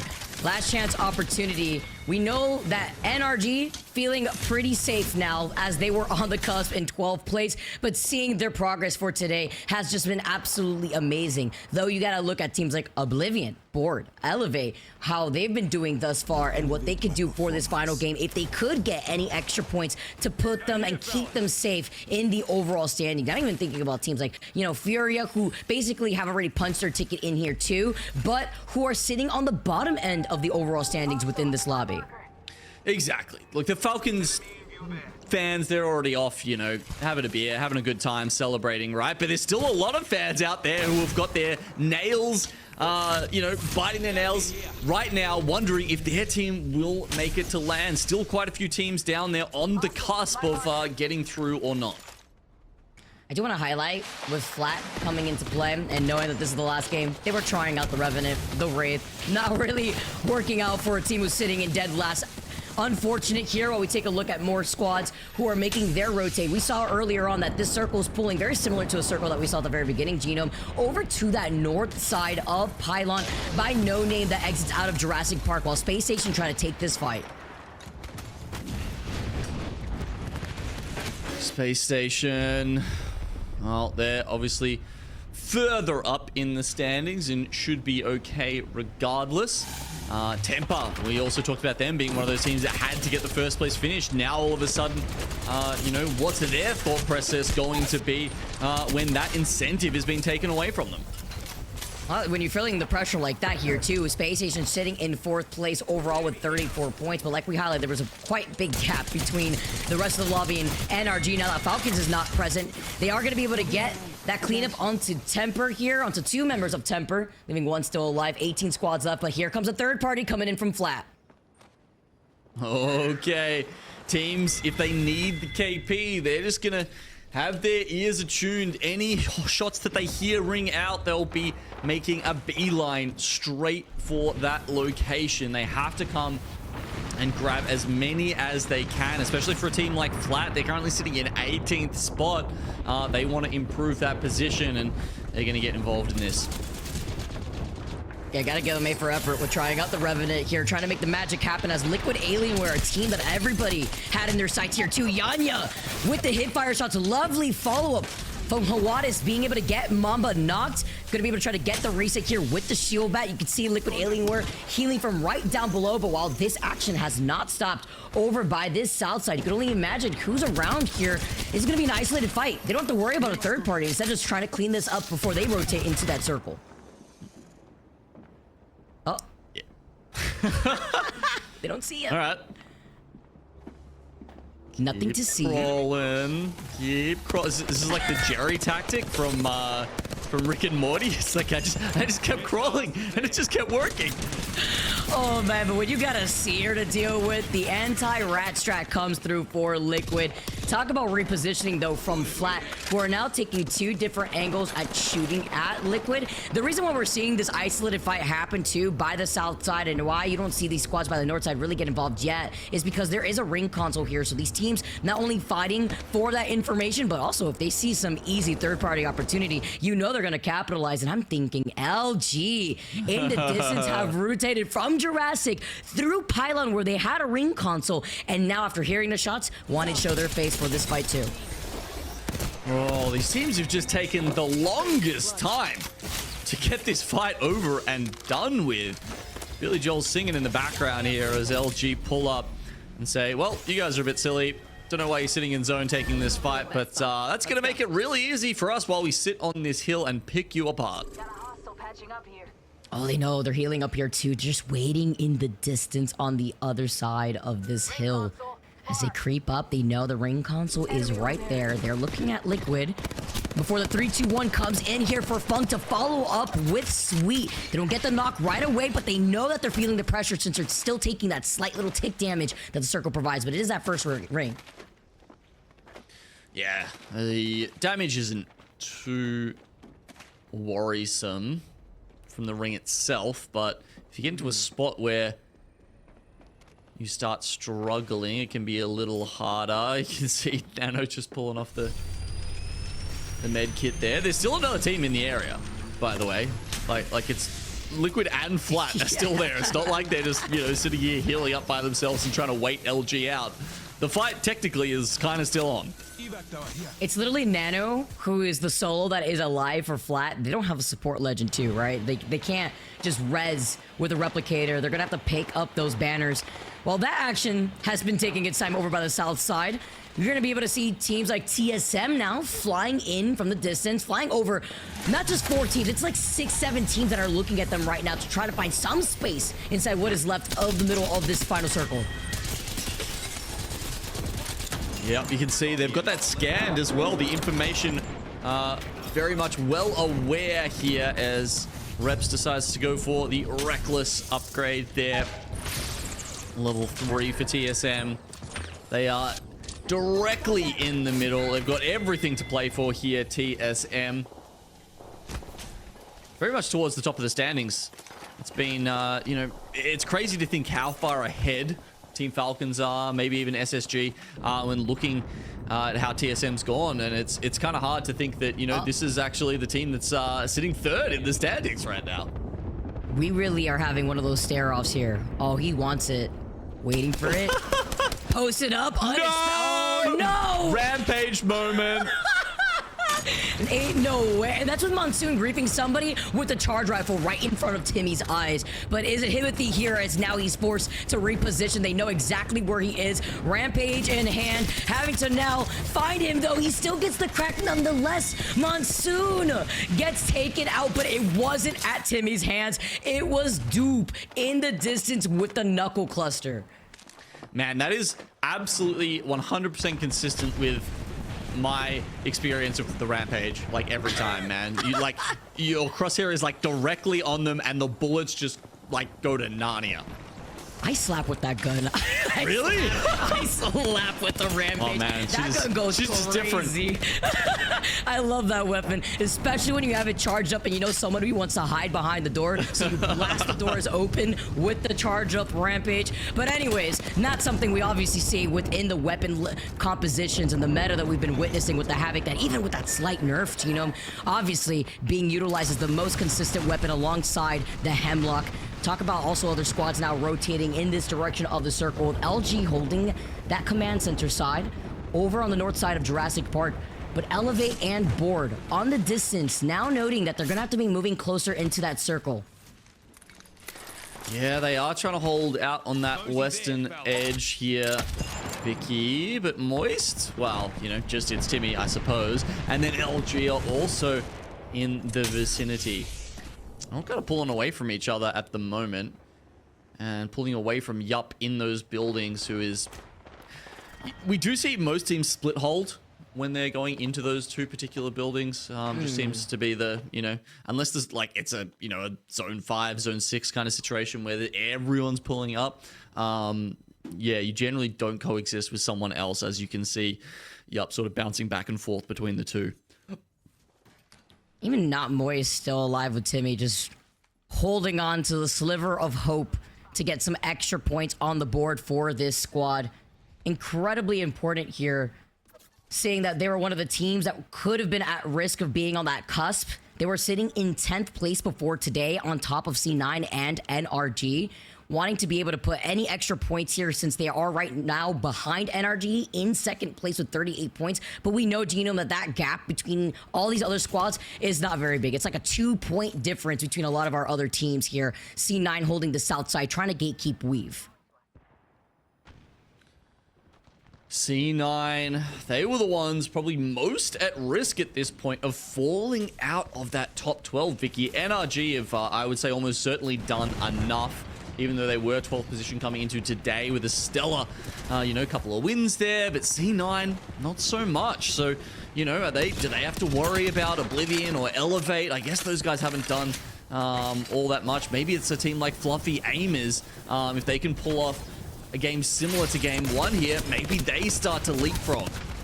Oh, C9 with these Hemlock shots gets the knock and throws out the bang ult to be the nail in the coffin, as KCP actually just may do that for them as they wrap up right behind Carter. C9 having to reposition here in the distance. So many other teams in the south side, because Liquid are also currently looking at them and actually may wrap around behind C9 to sandwich them. Ooh, yeah, that would be very rough timing for C9. I wonder if they're aware of this threat. None of them currently looking in that direction. They're just heading away from Pioneers. And, okay, they're getting settled now. Can they dodge the nades? This is looking very chaotic, as it were. Everybody look at me. The exhibit is up. KCP had gotten that knock originally onto Chaotic, and Stay Naughty got knocked by the Rolling Thunder. Although Liquid have not moved anywhere. If anything, they're now currently focusing on this third party, and LG distracts them, pulls away their attention, because while this fight is currently happening, Furia have now come in for the fourth party behind C9. And C9, I don't know how much longer they're going to be able to stand here. I think they're done for. Fury are looking for an extra couple of points. It's been a quiet day for them, but a stellar split overall. Lovely to see here, too. Trying to get as many points as possible after Falcons sponged it all up. KCP get eliminated flat, meet them back in the lobby. 12 squads left, and Furia, with those zip lines that they made too, just so that way they could retake the high ground here. Timmy is still alive in the distance. Crazy as Elevate also meet their maker. Yup, with only Osivian left alive. Looking at the action happening right in front of him in this exhibit. Board is on the other side here alongside with Yup. But see if Osivian can try to get this reset on the res. 11 squads left. I would not be surprised if this game ended earlier than usual, considering that we know, like, yeah, there's all these teams that just have to be hunting for kills. They know that's, you know, perhaps their only way to move up a slot in the Pro League standings, maybe to make it to land. So team's definitely going at it right here, and Furia finally putting the pedal to the metal. Well, losing out on Madness right now. No shield swaps, it looks like, for Vax, as he's going to be forced to pop the shield back, but in the line of sight of NRG, looking to not only hold a split positioning on the right side of this map, but they're in the circle, rather, but now they also are looking to clean up what is left of this fight beyond Keon. Keon just chucks up an 07 and says, thanks, Nock, for the nade there. Couldn't quite get him behind the knockdown shield. Appreciate that one. After that, maybe even gets back in for the reses. No one's really looking this way. NRG, I think they got the team wipe and were like, well, that's our job done. Just another day at work here. Clean up on aisle 7, as Fury are going to be able to try to also get what they need. They're on the edge of the circle. Unfortunately for them, they cannot get Vax, but they can at least get his banner. We saw exactly where NRG was positioned, though, and since they have the high ground, they aren't going to fully overcommit to prevent Bleed from wrapping up behind them, because Bleed is on that northern building that leads to the zips. But they're looking at all this action happening here as the catwall has been brought up, and Board involved on the west side of the circle are right in front of TSM. They've got a good spot to try and deal some damage to Yup here, and they do. Yup goes down. And now they turn their sights, their attentions to TSM, but taking some rough cross-map shots there. I think that was LG, but yeah, you can see Zapto actually managing to get the Finn with their Hemlock. All the KP here, TSM holding both of these buildings. You see TSM denying that from Board as we take a look at NRG, who are also staring at Bleed. Let's jump into a listening with NRG as they focus down on Bleed Esports. Left is red. If they get into, we might want to end left, bro. Okay, down. Call it then. Call it up. Yeah. I mean, they're on the front cannon right now. They just died. Dead. Top 5. No, the res still got respawn. So. Okay. But I think they. It's all 3 minutes. Yep. They move over to the. Can I walk up on this? Yeah. They're coming back to their gen. They're coming back. Okay. See, there's something outside. Never mind.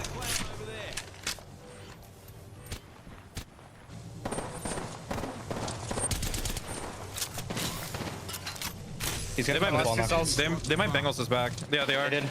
We can play forward on their wall. Okay, I'm setting up. They got scanned. Yep. My Bengal back on them. Yep. Yeah, no. On me. 100. I'm throwing through ult. I have to. They're gonna slide on me. So many arcs. I'm just dead. All right. Yeah. Oh, that dead sliding. They're coming over now. Yep. Yeah, they're sliding your way. Well, Nocturnal tries to get out on his own as they lose the fight against Bleed Esports here, but look, it's job done for NRG at this point. So, you know, you're not hearing a particularly high amount of frustration out of them there. It's been a rough start to the year, but they're looking to bring it back here and give themselves a chance at redemption when we get to Mannheim. Right, the day that it matters the most, and they really did show up with 74 points. They're still alive right now with Noct playing this out as a solo. TSM, again, still holding both of these buildings together at the same time, but they've had to give up that other building to Board, sharing his space with Bleed currently. They wrap up on the other side. Nice angle for Reps. He gets the crack, but does not want to overextend. Smart player like that. TSM have held onto this building for pretty much the whole game by being patient. You can see they're pinging across the walkway there. Board across from them. You've got Nocturnal underneath, Bleed on top, and then it's Furia hiding behind the rocks on the other side. Actually, probably in the best spot out of all of these teams. So a couple of good fights from them early on, and they're going to look to close this one out. Board looking through the holes of this cat barrier, right through the doorway. Bleed looking to see if they can catch TSM. A Board also on the other side of this building for this final circle starts closing in. Bleed have the high ground here. This is a great opportunity for Bleed to get all the extra points that they also need. Bow check in hand of Noct. Nice angle here, but doesn't get that last shot, but still gets the crack with the Havoc. They cannot give up this high ground since they're also looking behind them at Board. Ooh. And he does manage to catch Nock out of position there, so that's going to be NRG's day done. Job done also. 8 kills currently for Bleed Esports. It's a nice little pick up there. Can they get the win as well? Seeing as Furia are out of the fray. A great spot to not get pinched here. Circle closing in. TSM holding the other angle to prevent Bleed or Board from maybe trying to creep their way up. Playing on the outskirts of the circle, you can see the Knuckle Cluster just dealing just enough pressure from reps before they drop into the evac tower, just so that way they could try to jump on top of the building, jump over to the other side, gain some distance. Furia again just looking at them, and they're about to pop the evac tower into the motherlode to give them all the vision of the teams remaining in the lobby. Okay, you can see quite a few nades in the inventory there of Madness. And as this circle pushes the team away from the safety of their pylon, now is the time to start letting them rip. Any team with a motherlode available is going to start using that on the evac tower, as pretty much everyone gets the wall hacks. But you've got to remember, hitting a seer Q in this situation is so impactful as it locks teams out from their abilities. Bleed drop down here, get the vision that they possibly can with our 3 squads left. Shubi, though, is incredibly low. The tick damage from the Knuckle Cluster. Verhos is still alive. He can't get away. Furia in the best position as much as they could hold on that low ground. Come out on top and win our last game within the regional finals for North America. Hold up, TSM actually, did they just move themselves up to second place with that?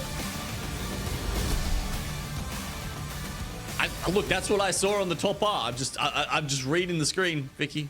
They had 10 KP. They had 10 KP, and they got the placement points, and getting second place on top of the 10 KP out here.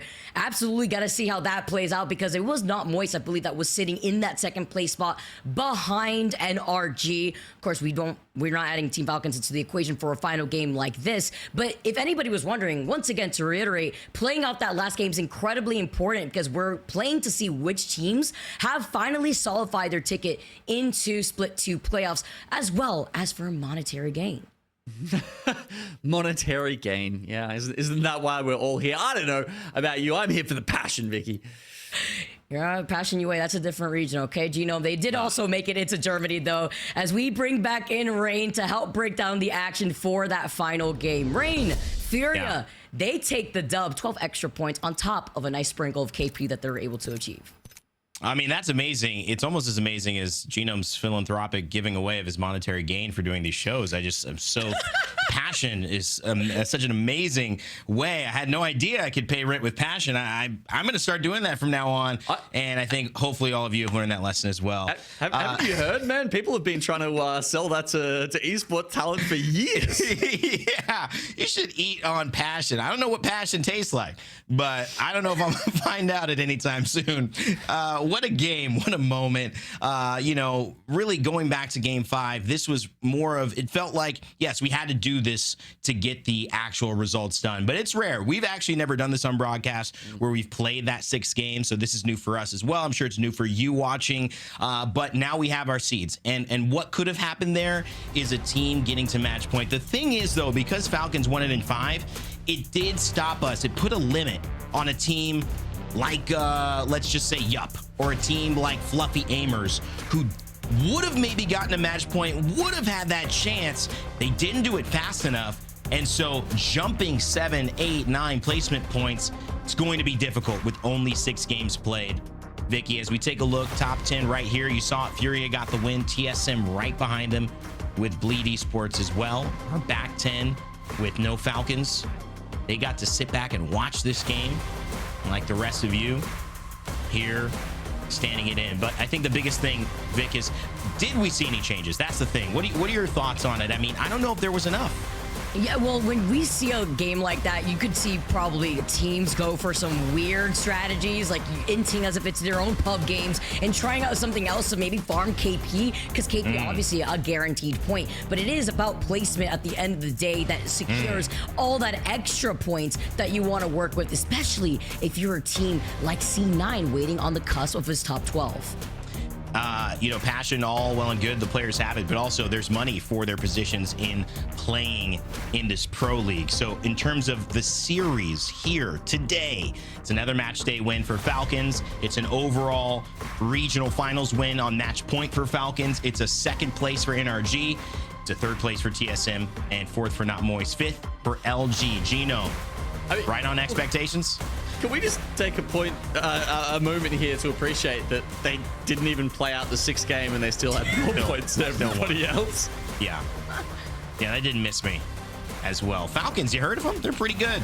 They know what they're doing out here. And a lot of these other teams, I think they did enough complexity and team that I was a little worried about in the beginning. Because if they dropped, it could have been a couple of teams jumping them. Temper, Flat, Weave. These were teams, Fluffy Aimers, who needed a big match point win or a second place, third place. Didn't happen. Our top 10 on the left side is essentially our top 10 heading into the overall Mannheim, Germany playoffs. But who will make it officially? Let's find out right now. As your teams for North America are set for Mannheim, your top 10 include TSM, Furia, LG, SSG, Bleed Esports, Liquid Alienware, NRG, Not Moist, Complexity, and of course Team Falcons leading the charge with a win in Match Point Finals. But our next two, maybe the two that we were thinking about on our next page, it's Pioneers and Cloud9. It seems like it was close, Vic. I heard the gasp. But really, they had quite a bit of room between them and Oblivion, who was the next up to challenge. They do. I was sitting on the edge of my seat still because I highlighted C9 still being on that cusp, you know, making sure they did just enough, and they did. Even more than that, they got some extra credit here to be the final team in North America to qualify for Split 2 LAN. And look at this. I mean, Gino, we wished, again, for the Cybercats treatment, the moment that a team who is out of our qualification could maybe win a match point finals and do it. It's just one of the hardest things to do. Consistency, you know, it's a real thing in Apex Legends, and it feels like it shouldn't be in a battle royale, but we have an incredible level of consistency for our league. Yeah, I mean, I don't know if it's just because I'm into fluffy things, but I was certainly cheering for both Cybercats and the Fluffy Aimers here. I don't know, maybe I just wanted to say hashtag get fluffy more at LAN, something like that, but yeah, sadly they don't make it through. Well, you know, obviously a lot of teams, their stories in today. It's one of the sad parts about it as we look at tweets saying, looking for team. That might be the end of my journey. I'll see you when I see you. A lot of unknowns for some of these players who haven't made it to Germany, but those who have, well, we know the exact next step.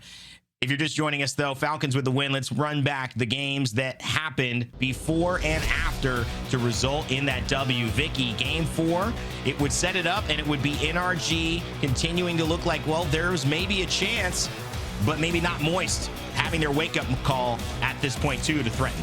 Yeah, Not Moist had to remind everybody, aside from the thunderstorms, they still will do their best to prevail through it all. And, you know, starting a little rough there and still being able to secure the dub on top of it. NRG fully dive and ape Liquid in this case, but this also opens up an opportunity for Not Moist to take the time to then wrap around and take some shots at NRG at the very end here. Look at this in the distance between Walty, still going to be able to get that knock. Going to be able to try to get the follow-up here, but this was a really big play from Not Moist because I believe this was the game that they got 12 KP, so this is what set them up in third place, yes, behind NRG, which still highlighted consistency from NRG too. Heading into game 5, this is the one we called with myself and Tiff. This was it. Falcons would take it. It was, like you said, NRG who had an opportunity, but they just got lost in the sauce. The chaos was inevitable in a zone like this, and Falcons just set themselves up for success. That's one of the things that's so consistent about them in match point. They just find themselves in the right spots to masterclass on how to perform. It's something that Zero and Jen Burton did well. It's something that Hal and TSM did well. And you think, well, could it get better with the three of them together? Yes, it could. It could. 5 games is all it took. And if you were paying attention or you had some time in between games 5 and 6 to browse some streams, they reacted like they had won their first championship ever, their first trophy ever, their first game ever of Apex Legends. It's insane how these guys still have passion after winning everything. But Gino, walk us through that final game that would secure the positions for LAN. Yeah, well, this one was once again the story of a team who's got a lot of space in the final circle. Furia had a pretty decent game here, and as you can see, a lot of the ordnance from both sides coming through. But then as Bleed get forced off, you can see they get caught in that focus of attention, and that makes it really hard as they drop down here. You can see that means the smokes go out super late. They turn around to try and focus on TSM, who's behind them, and the beneficiaries of that are going to be Furia and come away with the win. And as you can take a look at the kill leaders, I mean, across the board, Falcons are your top 3 kill leaders. Jin Burton's last kill in that last game 5 just pushed him ahead of Sweet and Verholz, who were tied at 72. But Imperial, Hal, Zero, and Jin Burton and all of Team Falcons will be your top 3 kill leaders as well, albeit Hal will win this entire season by quite a lot of kills there. I'm doing quick math. What is that, 15 at least? It seems like it. Incredible stuff there from him. And I think Vicky, you know, this is just a team that was on a mission and they accomplished their mission. It's an exciting thing to see. Sometimes, you know, it maybe feels expected, but it's so hard to do, to set out from the beginning of a season. So many things can happen that can go wrong to stop you from doing what they just did. Yeah, he just, the IGL shackles have been broken. I can do what I want and frag out the way I want. And you can even hear it in their comms with the way he takes some of those fights. Actually insane to see how heavy he topped the #1 spot for overall kill leader over the course of this Split 2 season.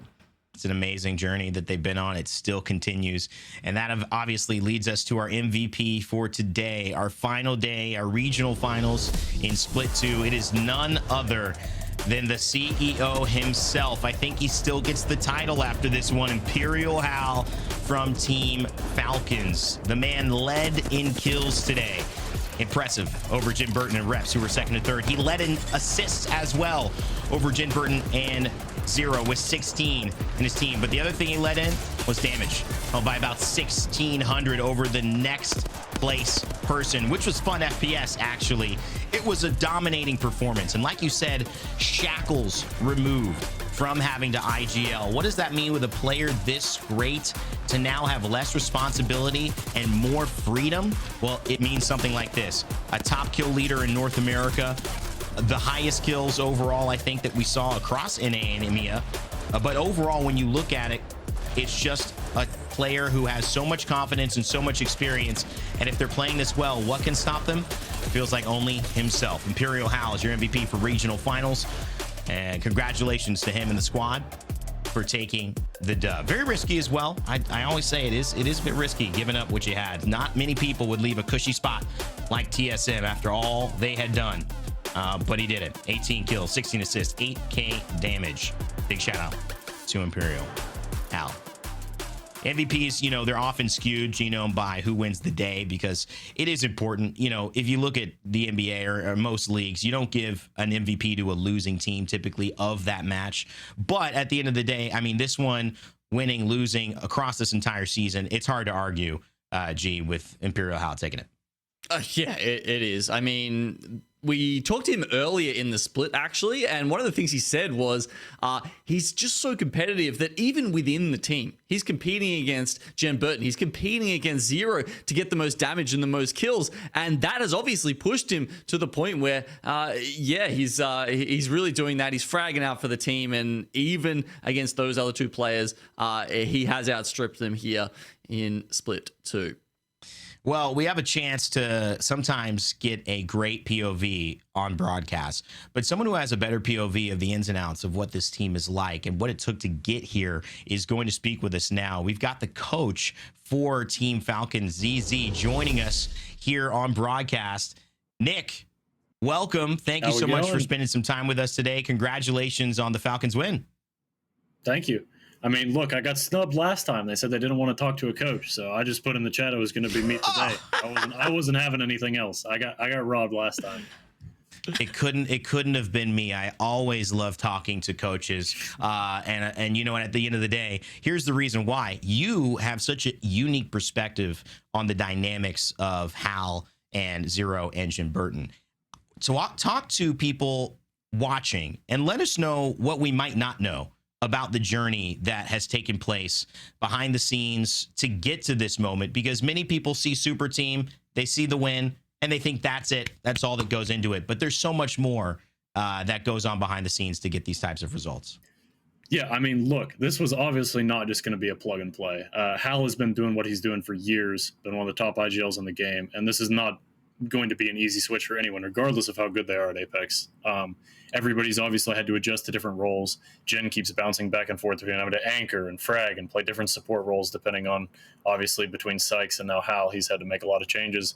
And Zero's obviously had to make a couple shifts as well. He's IGLing someone who he's not used to. This is not someone that you can just kind of slam into a spot and say, here, go perform. This is the situation you're given. And I think Hal's done an admirable job shifting the way he's played and really shifting the way that he approaches the game in general, just to be a part of the team. And we're very happy to have him and have someone so willing to put their personal self aside for the sake of winning.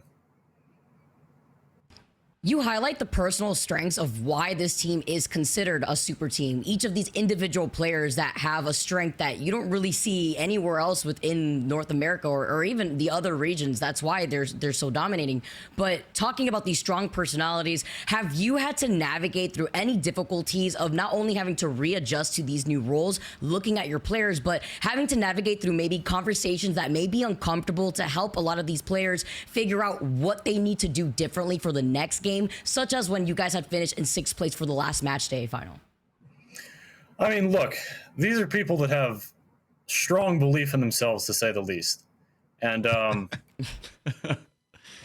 not going to pretend like everything is always smooth sailing, like they always get along. These are very competitive people, and when they have their headset on what they think was right, a lot of the time it was right, regardless of what anybody else says. But like I said, in my response to the last question, these are 3 people who really want to win. And at the end of the day, they're not going to let something like that get in between them and the ultimate goal.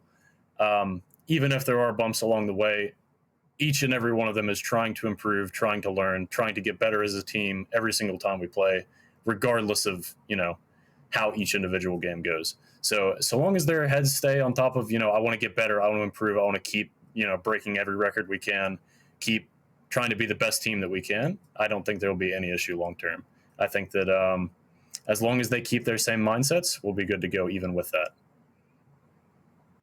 Oh, that's great to hear, Nick, and it's great to have you here because we know that as a team that's doing so well, it's not just the players. Obviously, they've got such a great support staff around them with you and Privacy as well, helping out behind the scenes. I want to hear a little bit about how you guys were navigating the new meta and deciding on legends. You were alluding to it a little bit before because I know during scrims you were bouncing between characters. You were talking about how flexible your teams had to be to try and navigate that. So how did you end up on the legends and the roles that you ended up with today that obviously, you'd have to say was the right choice because you won it in 5, mate?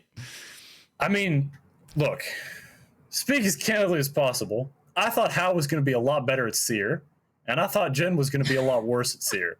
But it turns out Hal's pretty good at Fuse, and Jen's pretty good at Seer. And really, if you were trying to make a lineup of the best 3 characters you could right now, that's how you'd have to stick them together. I mean, anybody that's watched our scrims, not so much on match days, but mainly just watching us burn through different characters, test different stuff in scrims, knows that it's definitely a trial and error process. I mean, nothing ever works out right the first time. But the best thing you can do is try and envision the ideal scenario, the ideal picture, and then try and mold what we have into that. And people have had to bounce around. It's not been consistent the whole time. I wish we could just go, bang, bang, bang. Everybody has their character. Everybody plays it, and it's that easy. But there's some inconsistencies, and sometimes you got to work through them. You got to lose some scrim games, and sometimes you even have to lose some match days. And the only thing that matters is getting to the right answer eventually for the big days, lands, and I guess regional finals as well. And I think we've found our answer, at least for the time being.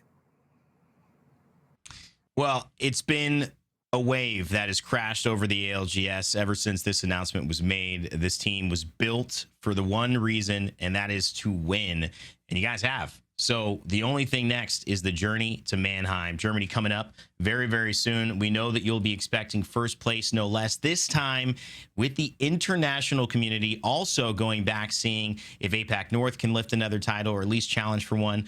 It's looking good for you guys, though, as well, Nick. Thank you for taking the time with us. Congratulations on the win. We won't keep you any longer, but good luck as you guys prepare for Mannheim coming up pretty soon. Absolutely. I appreciate it. I appreciate you guys having me. All right. Thank you, Nick, coach of Team Falcons. And as we say goodbye to Nick, we'll say hello to Tiff, who is back here as we here with our, rain days friends, our fun cast today. It's always a pleasure working with you guys. And you know what? At the end of the day, we got to give you our final thoughts, because you know what? This is the last time we're all going to be online before you all see us in Germany. So I'll start with you, Tiff, and we'll go around the horn. Final thoughts on today and your impressions before we let you go and we see you in Germany. Yeah, of course. Overall, it's been one heck of a day, right? We kicked things off with EMEA that went the distance, and then we moved on over to North America, where the Falcons ended it in 5, which is kind of crazy. And then we get to keep on going. The teams that have secured themselves a ticket in Germany. Can't wait to see you there. Can't wait to root for you guys. And hopefully we get a really crazy experience online, and I can't wait to see it. Well, Tiff, you've been phenomenal today. Thank you so much. It's fun always on a broadcast with you, and we had a lot of fun today as well. We will see you soon. Genome, you joined us here. It was quick. It was in and out. It's a long flight if you're going to do this live. Luckily, this was the online portion. When we see you in Germany, we'll have a lot more time together. But your takeaways after a great day of EMEA and North America action. Yeah, look, the first 9 games in EMEA were fascinating. They were really exciting. And then we moved over to North America, and it was a very different scenario. And I think when we go into LAN in Germany, into Mannheim, we've heard people say that sometimes, occasionally, the Pro League in North America is harder than at LAN. And, it's because of, the predictability of it. But I can assure you that the Falcons are not going to walk away in 5 games in LAN. I'm putting my bet on that right now, because those lobbies are always harder to navigate, and it's just going to be so much fun to watch and see if this team is really that good when you put all the other best teams, when you put Fnatic against them, when you put Alliance against them. Is it going to be the same story? We'll have to wait and see. Great tease. APAC represent. They are our defending champions, albeit it's APAC North. So, don't get too excited just yet. But, hey, APAC North has done a lot in North America, too. We could count 2 of them as with Dark Zero. But thank you, man. It's going to be a great one. Vicky, I'll finish with you. So much fun from last week, joining us late on the broadcast, cutting through Miami traffic. And now, obviously, we're ending it here in EMEA and North America with our regional finals. It's set up a real amazing show that's going to be happening in Germany.